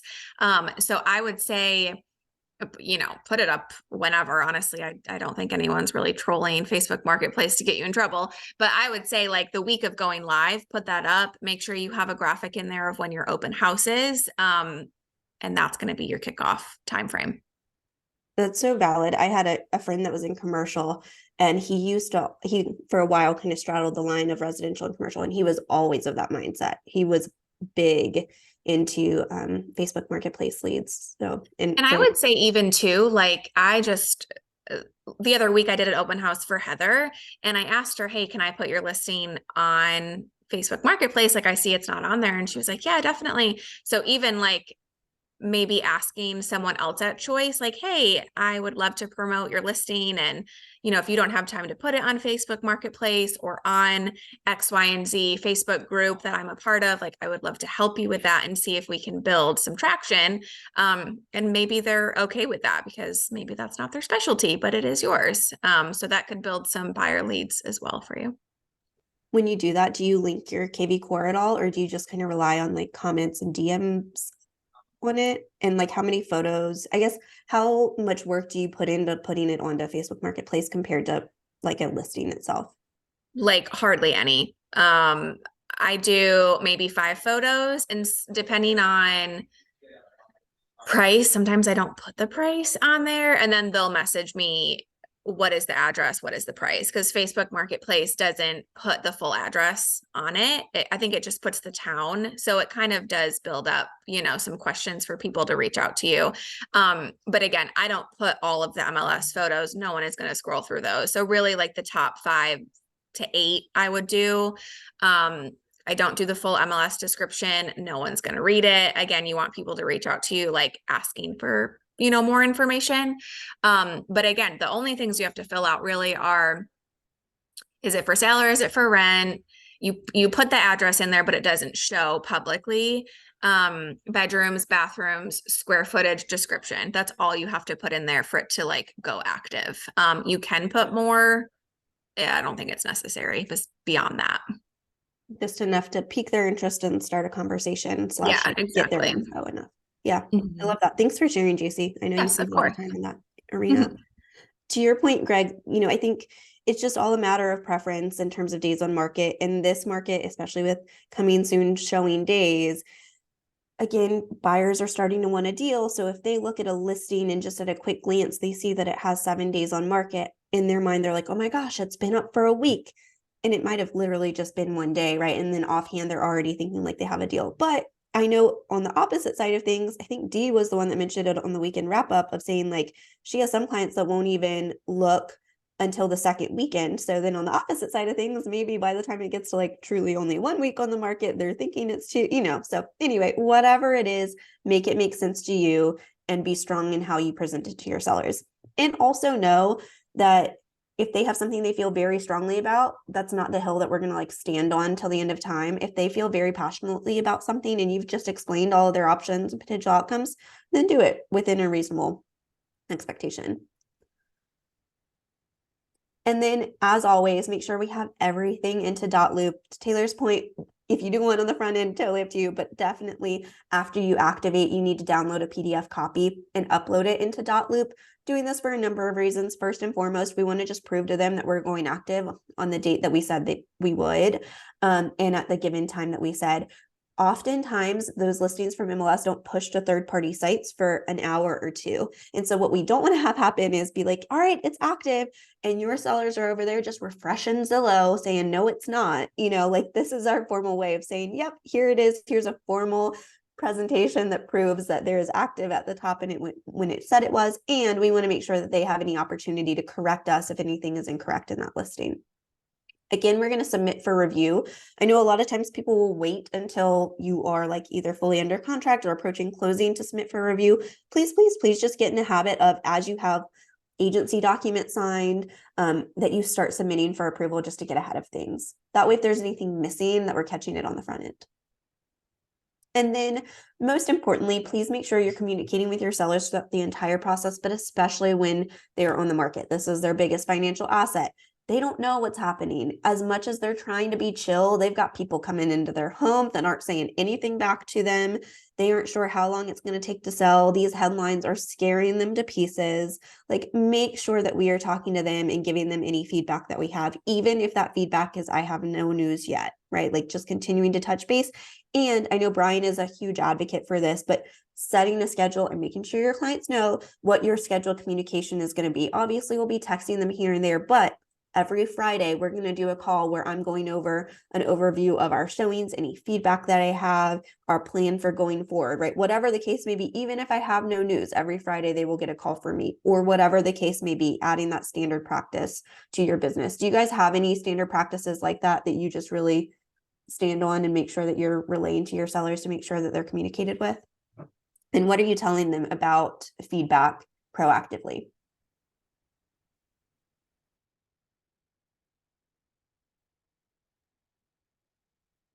I have the showing time feedback sent directly to them as well, so I don't have to kind of coordinate back and forth. Do you have it set to automatically send to them, or do you? Yes. Okay. I'm curious, is that what everyone else does here, or do you? I definitely gatekeep it, so I'm curious. I do not share from showing time directly. Depending on like the market, it used to be like I would share more frequently because things were going quicker.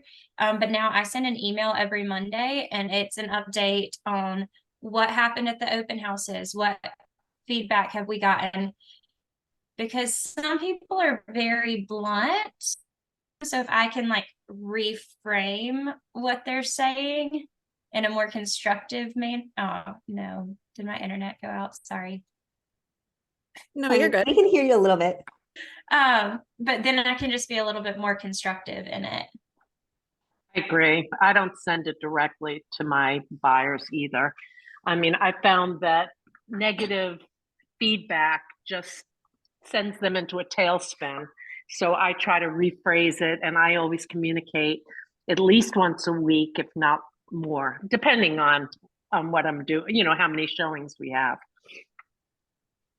Yeah, I think it all depends on the situation. I think it depends on what you're most comfortable with. I like Taylor's idea of having like, this is how we organize things. It also could be nice to then have like, as a heads up, like these 2 homes are now active in your community and they weren't before, right? Like anything that's going to affect that. But at the same time, sometimes I will just, I have it set to come to me first, but if I think it's good feedback that can just go to them, I'll send it. If I think it needs to be rephrased, I'll just tell them that this is the feedback I got and kind of reframe it in a way. But regardless, it can be great to get feedback to help facilitate conversations that maybe they haven't been open to before. Like if we keep getting that feedback saying it's priced too high, and I'm telling you that from the start, like this is the feedback that the market is saying. And again, I know we talk about this all the time, but sometimes it can take a while to peel that onion of making sellers realize like you aren't missing out on money if it was never an option in the first place. Like, so making sure that we're kind of using this feedback to leverage what we need it to say. Well, yeah, that's why it's good to see it first, because then you can go through it and send the most, I mean, a lot of times I copy and paste and send it over, so this is the main feedback we're getting, something like that. Right. I also, I think it's really important to focus on like, what is the feedback we can change versus what we can't. If they're talking about the layout, that's great feedback to pass along, because I'm like, look, they thought it was a great house. That layout just didn't work for them. That's not something we can change. That's not our client, like keep it moving. Right. Also Taylor talking about sending an open house feedback overview, a little unrelated. We're kind of more so talking about the buy side, but just, open houses can be a great way to funnel in potential clients to your business. We want to make sure that we're making those relationships with our partner agents really strong. I'm always of the mindset that if you host an open house, please send feedback to the agent that you hosted it for right afterwards, not the next morning, right afterwards. Tell them how many parties came, tell them what the feedback was, both positive and negative. And I try to break it down by what's changeable and what's not, but make sure that you're putting in there, like how many groups, how many people were represented. If they were represented, who are those agents? Like be the agent other agents want to work with for your open houses, and be the agent that you would hope another agent is to you when you have a listing. That is my soapbox. Thank you. All right. Next, we're answering any agent questions. I typically will have kind of a standard text or text drafted that I just copy and paste every time. When I see a showing come through on my calendar, I'll send them a text saying, hey, like, my name is Kate. Thanks for scheduling a showing at X, Y, and Z property. Like, just know I'm here if you have any questions. I'm not being like, I hope you love it. I like, please respond later, right? I'm just letting them know that I'm here. I'm making that threshold a lot lower for if they have any questions down the road. And I am making a list of any questions I've been getting frequently and just drafting a little text. Maybe that's something that I'm including in that first text of like, by the way, a few of the questions we've gotten lately are X and X, like here's some info for you guys to have. Or maybe this is feedback I've gathered from someone and I had a showing a week ago. Maybe I'm then going to text that agent and be like, hey, just so you know, this is some of the questions we've been getting. In case this was a question you had, here's an answer for you, right? Like it's a delicate touch, but you know, I'm also not being annoying about it. As we get offers, we are sending them to the sellers for review. I want to be clear about this. Obviously, in this market, it doesn't matter as much. In a market where we're getting 5 offers at a minimum, this is definitely important because we'll set the expectation, we'll review all of them together. But even if we are reviewing them together, we are sending them as a forwarded message to our sellers as soon as we get them. Like we need to make sure we remember that that is our job as agents to relay offers as they are received. And so that means that basically like we can't gatekeep these documents. If they wanted to sign them immediately, they actually could, right? Typically, if we are getting a lot of offers, we're reviewing them in bulk together. I might make a spreadsheet or I might go over to their house depending on where they live. In this case, I'll normally say like, hey, we've got an offer. I'm forwarding it to you now. I'm in appointments for the next hour or so. Let's plan to chat this afternoon. What's your availability, right? Like also, let's make sure that we're keeping in mind we are professionals. I want to make sure that they know I'm not going to be dropping everything as soon as anything happens. Like my schedule is still my schedule. I'm still professional. I know that sounds silly, but like that does matter. But we want to be reviewing them together.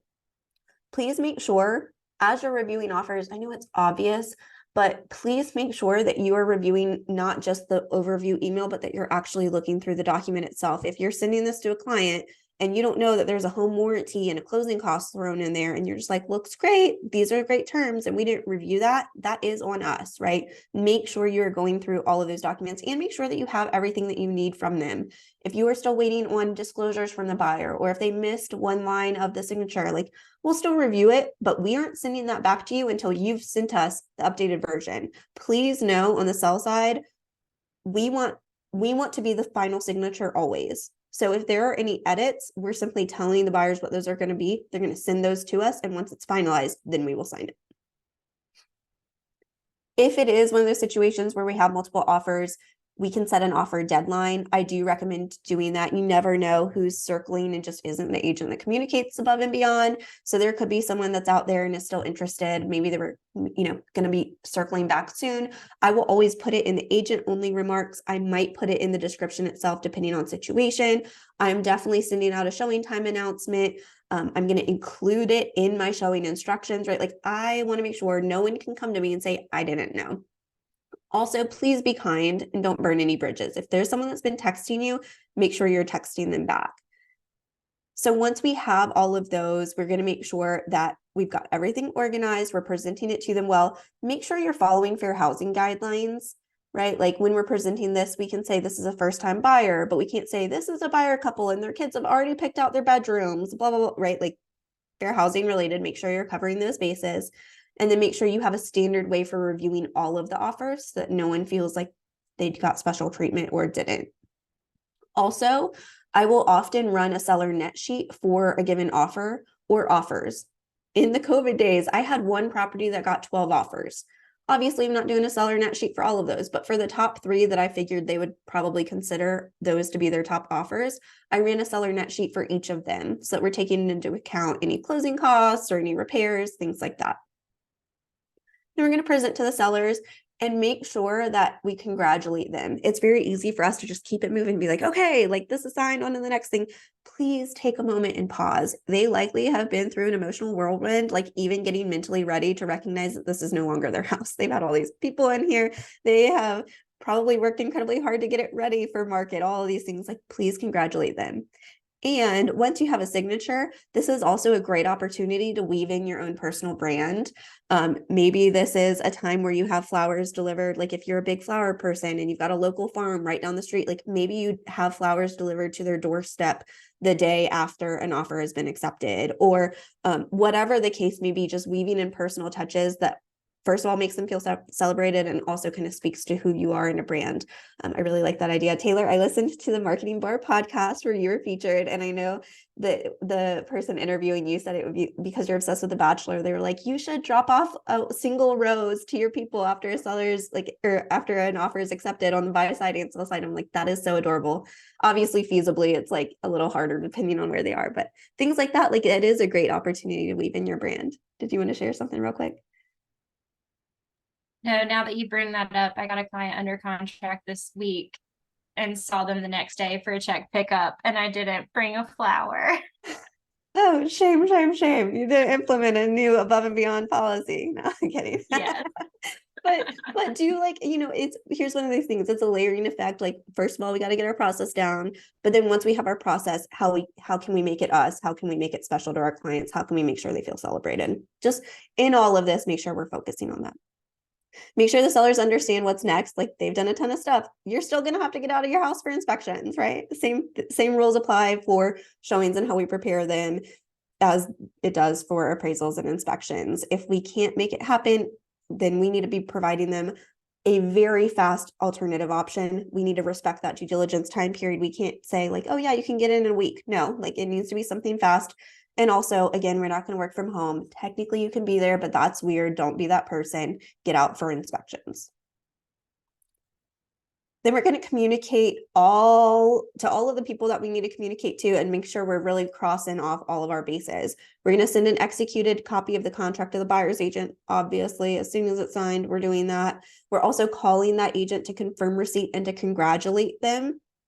And while I have them, I'm talking about checks. Awesome. We're so excited to work with you guys. When can I expect those checks? Can you drop it off at my office tomorrow? Right? Whatever the case may be. I'm also going to send out a notification via showing time and let other agents know.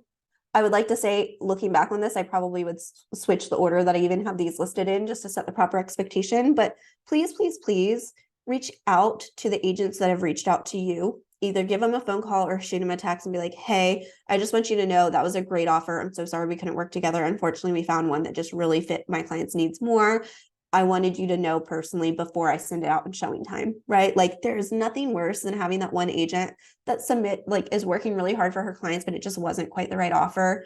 And then they just get a notice, like maybe they've been sitting on it for 2 days and they just get an email from showing time saying an offer was accepted. And then they might even be like, was it ours? So don't be that person. Make sure you're reaching out to them. And you never know if it might fall out of contract. Like, you want to be schmoozing them on the front end because they could be a great option down the road.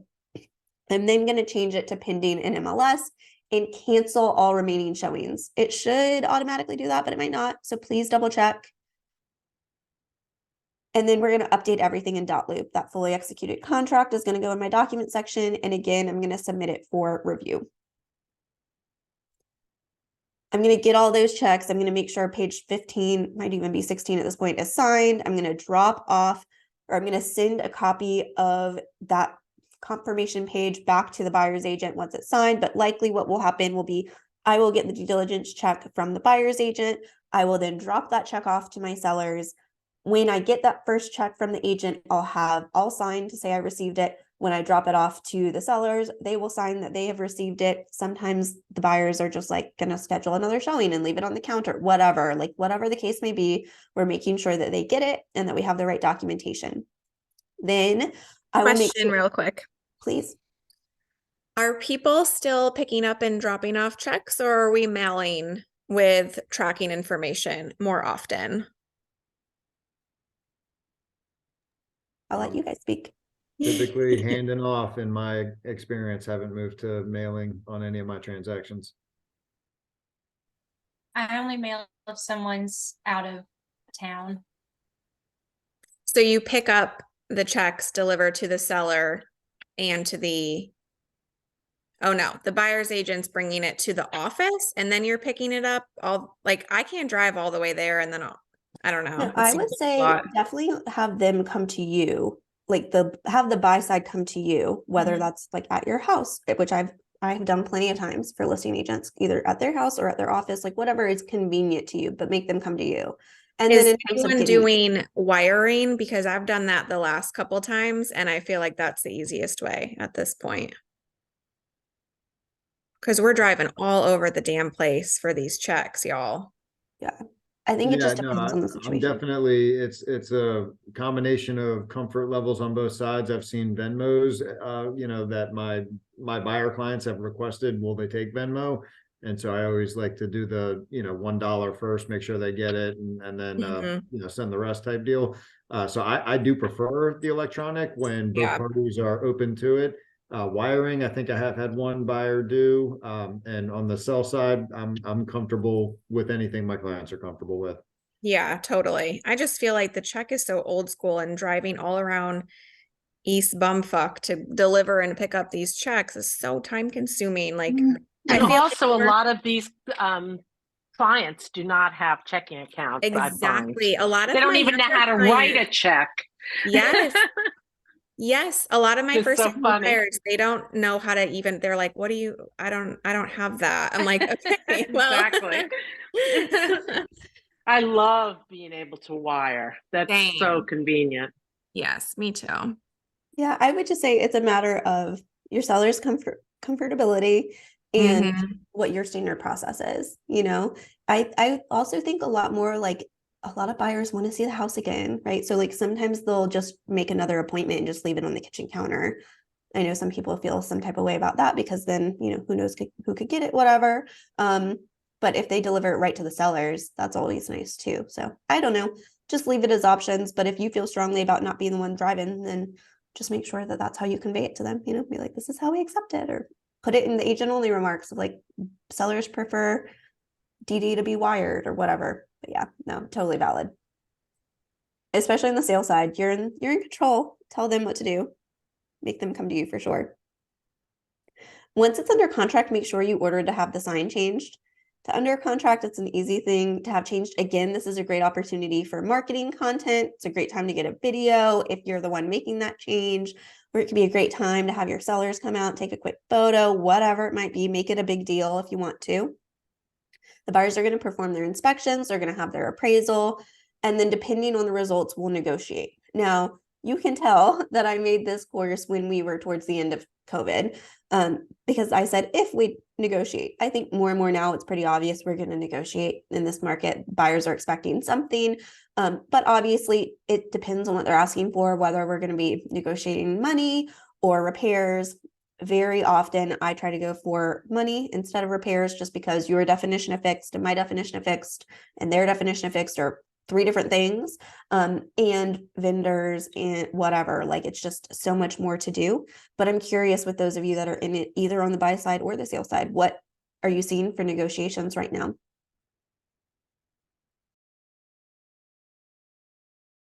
Like, are you guys seeing more credits, or are you seeing more in terms of repairs? And I'm curious, based on the way the market is changing. I know people used to always be about credits, but I'm curious if that's skewing one way or another now. My last couple of transactions, there's been a warranty attached to both. So sellers seem to be offering that more frequently than it had been happening. And some pretty decent concessions came out of the last couple of transactions as well. One was due to a disclosure issue that I think they ultimately just happily for my clients accepted that was a bad disclosure in terms of the siding type. All honesty, my clients and I were aware of that, but my clients asked me to request a concession related to it anyway, and it worked out. So I think sellers are happy to find the buyers for their homes these days and are a little more apt to work with them than we've been seeing. Amen to that. They just want to get it done. At least I got a buyer. What do you need to get to closing? Tell me, let's make it happen. Yeah, for sure. Jenny said credits. I agree. I think that tends to be the most common. It gets it done. One thing on that note, I'm sure you guys know it, but just so it's been said, and honestly, kind of ain't our problem on the sell side, but just so we know, right? Like, especially since concessions are becoming more common in even the offers that we're getting, make sure you recognize that buyers or their lenders will have a cap to how many closing costs they can get. Now, granted, that's a high number. It's normally like 8K to 10K, if not more, right? So hopefully you're not on the sell side having to do too much of that, but just know that that might be an option. Like, you might negotiate something and then they come back and be like, oh, well, we can only take 8K of it and we negotiated 10. So can we get the other 2,000 in a price reduction, right? Like, just know that those are potentially possible. Any changes that we do, any repairs we agree to, or any seller paid closing costs, we need to make sure we have documented and submitted into dotloop for review. And then we're making a plan for closing. We're going to be continuing to touch base with buyer's agent, make sure the loan is on track, and making sure my sellers are packing. Ooh, one thing, I always forget to mention this when we're talking about going under contract, but one of the conversations that I always have with people when they're under contract is I talk about their plan for packing and moving. I'm curious to hear how you guys advise people. I was always of the mindset that I would tell them, start doing the small packing, but in general, wait to really pack up until due diligence ends. Ideally, these are our people and we're making it through to closing. But if there was ever a time when they're going to be terminating and you could potentially go back to market, it's going to be due diligence. And so what we don't want to have happen is have your home come back to market and we've got boxes everywhere. But obviously, moving takes some time. So whatever the case may be, make sure you're advising people. But then when the time does come, make sure they're packing up and moving, because it always takes way longer than you assume it will. Make sure they have an understanding of when they need to be out. 24 hours before closing, we really need to be out of the home. But at a minimum, at the absolute latest, 9 a.m. the day of closing, you got to be out there. I don't care if your closing's at 1 p.m. We need you out the morning of, because we can't be cutting it close. That might mean that you're sleeping on an air mattress in your bedroom, and that's the one thing you pack up in the morning, and you've got the moving truck in your driveway, but we can't be waiting until the moment of. We also need to keep utilities on through the day of closing, and we need to make a plan for signatures. Normally, you as the sellers can come in and sign a few days before closing. So I need to know, do you want to do that? If you do that, I will become your limited power of attorney for the day of closing. You can sign the rest of stuff electronically, like whatever that looks like, we need to be doing that. One thing I don't know if I mentioned, I saw it and then didn't pass along or circle back to it, but once we go under contract, we need to make sure we're confirming that the buyer's agent has sent the closing attorney the contract and any additional documentation. Normally that's on the buy side, but depending on the agent, they might have missed it. So make sure you're touching base with that attorney, because one of the first things you will get is the seller authorization sheet, which is the seller formally hiring this attorney to do all of their title work and get ready for closing. Please make sure you prepare them. It will ask for their social security number. That is normal. So normalize it on the front end before they get it so that you're not kind of having to be defensive about it. For that reason, I typically will tell them, you'll get this from the attorney. I'll likely be copied on it. When you send it back to them, just let me know that you've sent it. If you are comfortable with it, you can copy me on it. If you'd prefer me not potentially see that, please know I don't look at it. But if it makes you more comfortable, then you can just send it to the attorney directly, but make sure you've told me once you've sent it, right? Because obviously they need to be doing a lot of work. So in all of this, we'll make sure all of the title is good to go. If there's any title issues, the attorney will call you, but make sure you're touching base. I also will put benchmarks for the buy side in my calendar, aka that 3 days before closing where their CD needs to go out. If they're getting a loan, that's going to be our first indication that they might not be getting to closing on time. And there's nothing worse than us being on the sell side and not paying attention to that. And then the day of closing, they're like, oh, our CD didn't go out. We've got another day, right? Like, these are things that we could be proactively telling our people, and there's nothing worse than waiting until it's like the day of.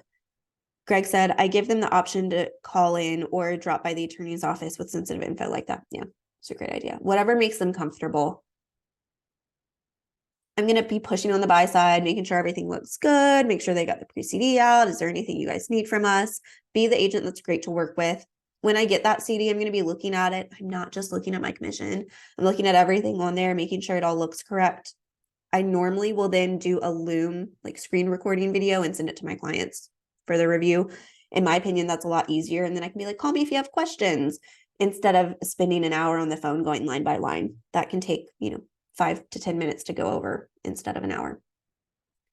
Again, I'm reviewing all of the numbers. That's my job. Once it's done, it's done. So make sure you're covering all bases. And make sure if you see anything that you're sending it to the attorney immediately.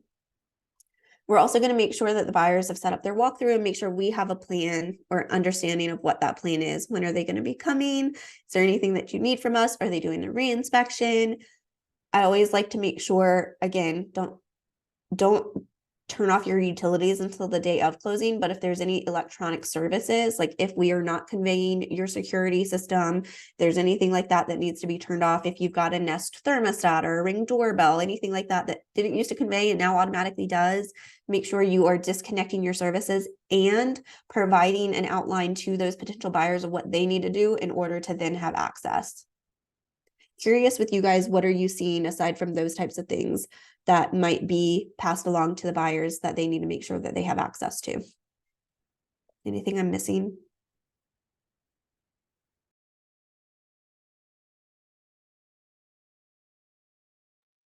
I'm also making a plan for keys with the buyer's agent. Very often what I will do is I'll have the sellers leave the remainder of their keys and their garage door opener either on the kitchen counter or in a kitchen drawer. Make sure I know which drawer it is. And then I typically will have them leave one key in the lockbox. Not that they have access to the lockbox anyways, let's be clear, but I'll make sure I as the agent leave the lockbox on the door at least until they have done their final walkthrough. And then I can say, all right, buyer's agent, like you can bring that key with you to closing, but please keep it at the attorney's and don't provide keys until they've recorded. Or I'm fine with you, Mr. Buyer's agent, holding on to the keys personally, but please make sure you don't give it to them until we've recorded. Whatever it is, I'm making sure we have a plan. What you don't want to have happen is you as the agent go pick up your lockbox and forget that they've got to walk through in an hour. And then we're all scrambling trying to figure out how to get in the door. And then they close. Either they can sign in advance or you sign on their behalf or you go together, whatever the case may be, but make sure they understand the timeline of signing versus recording. Normally you'll sign, then the buyers will sign. Their signatures take like an hour. Then it goes in queue for recording. But before it can even do that, we have to get lender funding. Lender funding can either be immediate or it can take a while. Then we've got to record. That could take 2 to 3 hours, right? Like you might not be truly done with the sale of your home for the next 4 hours. Mind you, please tell me, how would you like your funds? The attorney will make sure that that's a plan, like even from the beginning, but they can either pick it up at the attorney's office or that can be mailed to them or wired, whatever the case may be. And then make sure you get paid. That's what I'm here for, right? We're going to make sure it's closed in MLS. I'm updating my dot loop, updating any documents that need to be in there. I'm coordinating the sign removal. That's an important one. How embarrassing would that be for like your sign to be in someone's yard for a week afterwards? And then they're like, hello. Make sure you have a plan for getting your commissions. Sterling Law, a number of other attorneys will wire it to Choice. But still, if you need to pick up that check, whatever the case may be, make sure that you put all that in there. When you close, let me see if I closed no, I didn't. Okay, so when you close, when you under contract, you'll change this as well. But once you're under contract, you'll put whatever the agent is that you're under contract with. And then once you go to close, you'll put in that same information. It will also ask for the type of loan, if there were any concessions, and what the final sales price was. So make sure you're doing all of that. You will not get paid until all of your compliance is done. So if you haven't been paid, also make sure you've got your closing disclosure in dot loop.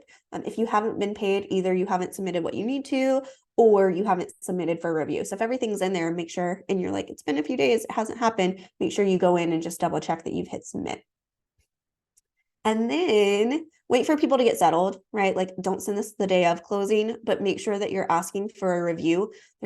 The best time to keep people engaged is right after it happens. So make sure that you're asking for that and that you have kind of a format for how you do it.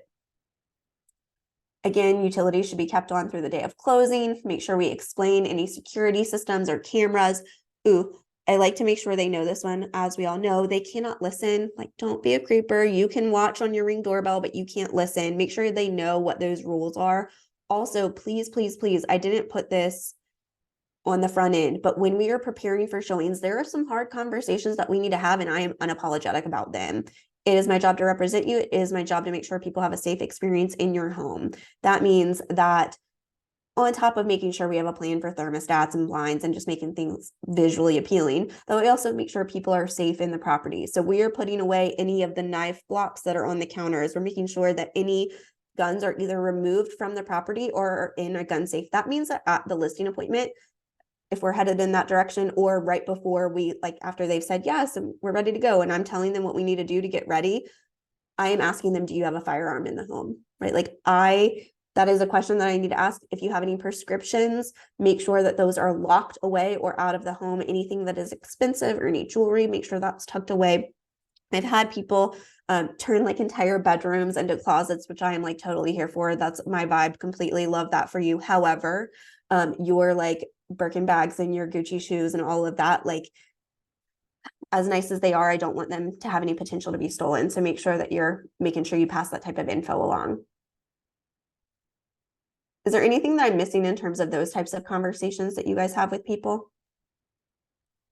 I'm usually on the lookout now for things that I've kind of experienced at other listings, whether it's exposed nails, decking that looks unsafe. And if my client is not going to address that up front, then, I usually let them know that that's probably something they should do. But if they won't, I'm trying to put an agent note in to make sure that people are aware of it and careful during showings.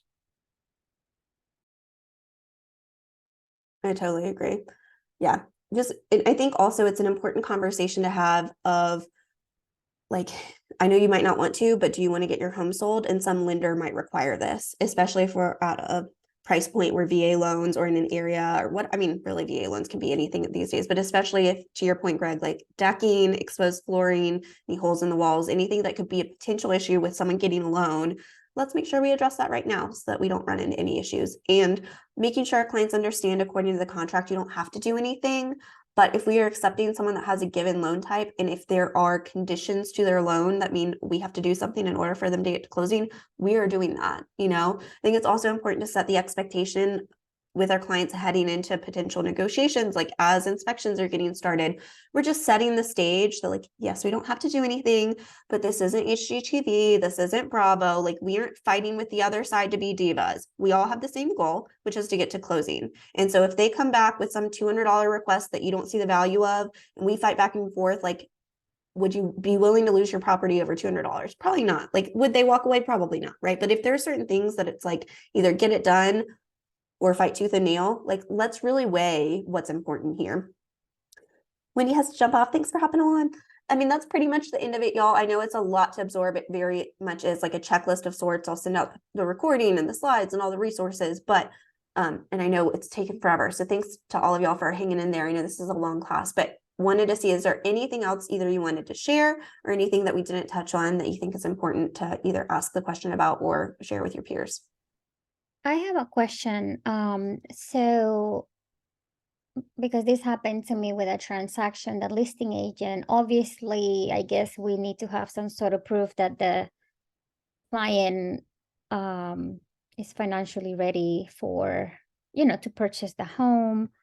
But let's say in my case, they were getting a loan, right? And they were putting a substantial amount of money. So she asked for the proof of funds. And I think, and also the pre-approval letter. And I guess I would ask for that too. In this case, my buyer provided me with a copy of his statement instead of like getting like a letter from the bank. And I think the account number was masked so it didn't show the full account. But I kind of felt like it put us on a disadvantage because they were able to see the amount they had in the bank. And so when I got the inspection and I tried to negotiate some credits toward my buyers, they didn't agree because they felt like, oh no, this buyer has money to, take care of whatever they're asking. So, but she was very specific. Like at the first, I've done it with other agents, has been no problem. I asked the buyer, send me a screenshot of just the little, just your account number and like maybe one of the accounts that shows that they have certain money. She insisted on the statement, this listing agent. So that's why she was able to see, what other assets my client has, because the banks, not all the banks make their statements the same, but this statement pretty much show like everything they had. And so I don't know if that was like appropriate or it was a little bit too much on her part, or is that something that we are definitely, able to ask of the buyers as listing agents? That's a great question. I think it really depends on the situation. I will say if it's a situation where your client is getting a loan, but they're putting 100K down or even like 50 to 80K down, like that is a sizable number. Let's say the purchase price is like 300K and these people are saying they're putting down this much. I would absolutely want to see that those funds are there. Requiring it to be the statement or not is definitely a question. Because technically, like you can do either the statement or you can do a letter from the bank and they will just, I mean, obviously, like you have to go in and it has to be during bank hours, but they will do a little letter that says, in essence, like so-and-so has the funds to perform this transaction. And that's it. Like they won't say the amount, they'll say the property address, they keep it vague. So if at all possible, definitely do that. Can't do that on a weekend though, so maybe just going into it knowing like if your clients are going to put down a big portion, maybe just have a generic letter from the bank that's like they do plan on putting a sizable amount down and they have the funds for it. That way you're not showing everything. I mean, it's such a delicate dance because I see both sides. Like I can see on the list side wanting to know, I can see on the buy side how that can then totally undercut your like leverage for negotiation down the road. So it's just hard to say. Yeah. But I can also see how like you wouldn't, on the list side, I wouldn't want just a screenshot that's like blurred out with no one's like name and not even like the account. Like I wouldn't need the account number necessarily, but I would want to see that their name is on it and that they actually have those funds, and like really and truly your statement is kind of it's either the letter or the statement. So I don't know. What are your thoughts, Taylor? I see you nodding along. Sorry, I couldn't find my unmute button. I was like, where'd it go? I agree. I mean, I think going the bank letter route would probably be the best. Ultimately, that's not the case every time. So I've definitely had people send me like their full funds. It's an iffy situation. Like, you've got to like represent your client, but if you can't get to the bank, then that might be your only option, especially a lot of deals happen over the weekend. So yeah, it's just so hard because even if I have the money, doesn't mean I want to spend it on your repairs, right. So maybe is there a way, like, don't show all of your assets? Can you just show where it's literally enough to purchase the home? Because I've had people do that and they might have savings accounts, stocks, like different things, but they're solely using this account. Now they might be pulling it, but if they can just send me one thing showing that there's enough like liquid cash or cash there to purchase the home, instead of showing like, we've got millions of dollars to purchase this. That's true. Like if you have a savings account that you barely use, just transfer that a certain amount of money to the savings account and just screenshot it. But then at the same time, on the lender side, a lot of times they're like, well, a certain amount of money needs to be in X account for X amount of time prior. And it literally could just be you moving money, but they need to, I mean, a million ways to do it, but bank letter is probably the easiest. It's a nice situation to be in though, where they've got a good amount of cash. True. Bye guys, I gotta go. Love you all. Bye. Thanks for hopping Bye. on. Appreciate your time and sharing. Anyone else have any questions? I know we've been in here forever. Sure y'all are eager to get your day going. Cool. Good class. Did you had a recording for the listing class you did? Because it feels like this is like a following up for that one. And I missed that one, which is probably very important too. Yeah, absolutely. I'll send you that one as well. That post-class email is pretty long because I include a ton of resources and like I list what they are. And so I'll highlight in there what the class recording link is, but in essence, we've taught this one before. So last class, I actually ended up doing it a little more discussion based. So I include both that discussion recording and a copy of like the actual listing presentation one that's a little more granular. So they got it all in there, but yeah, I'll send that. And then I'll send this later today whenever we've got it. But All right. cool. Thank Thank you you so guys much. for your time. I appreciate you. Have a All right. great day. Take care. Bye-bye. Bye.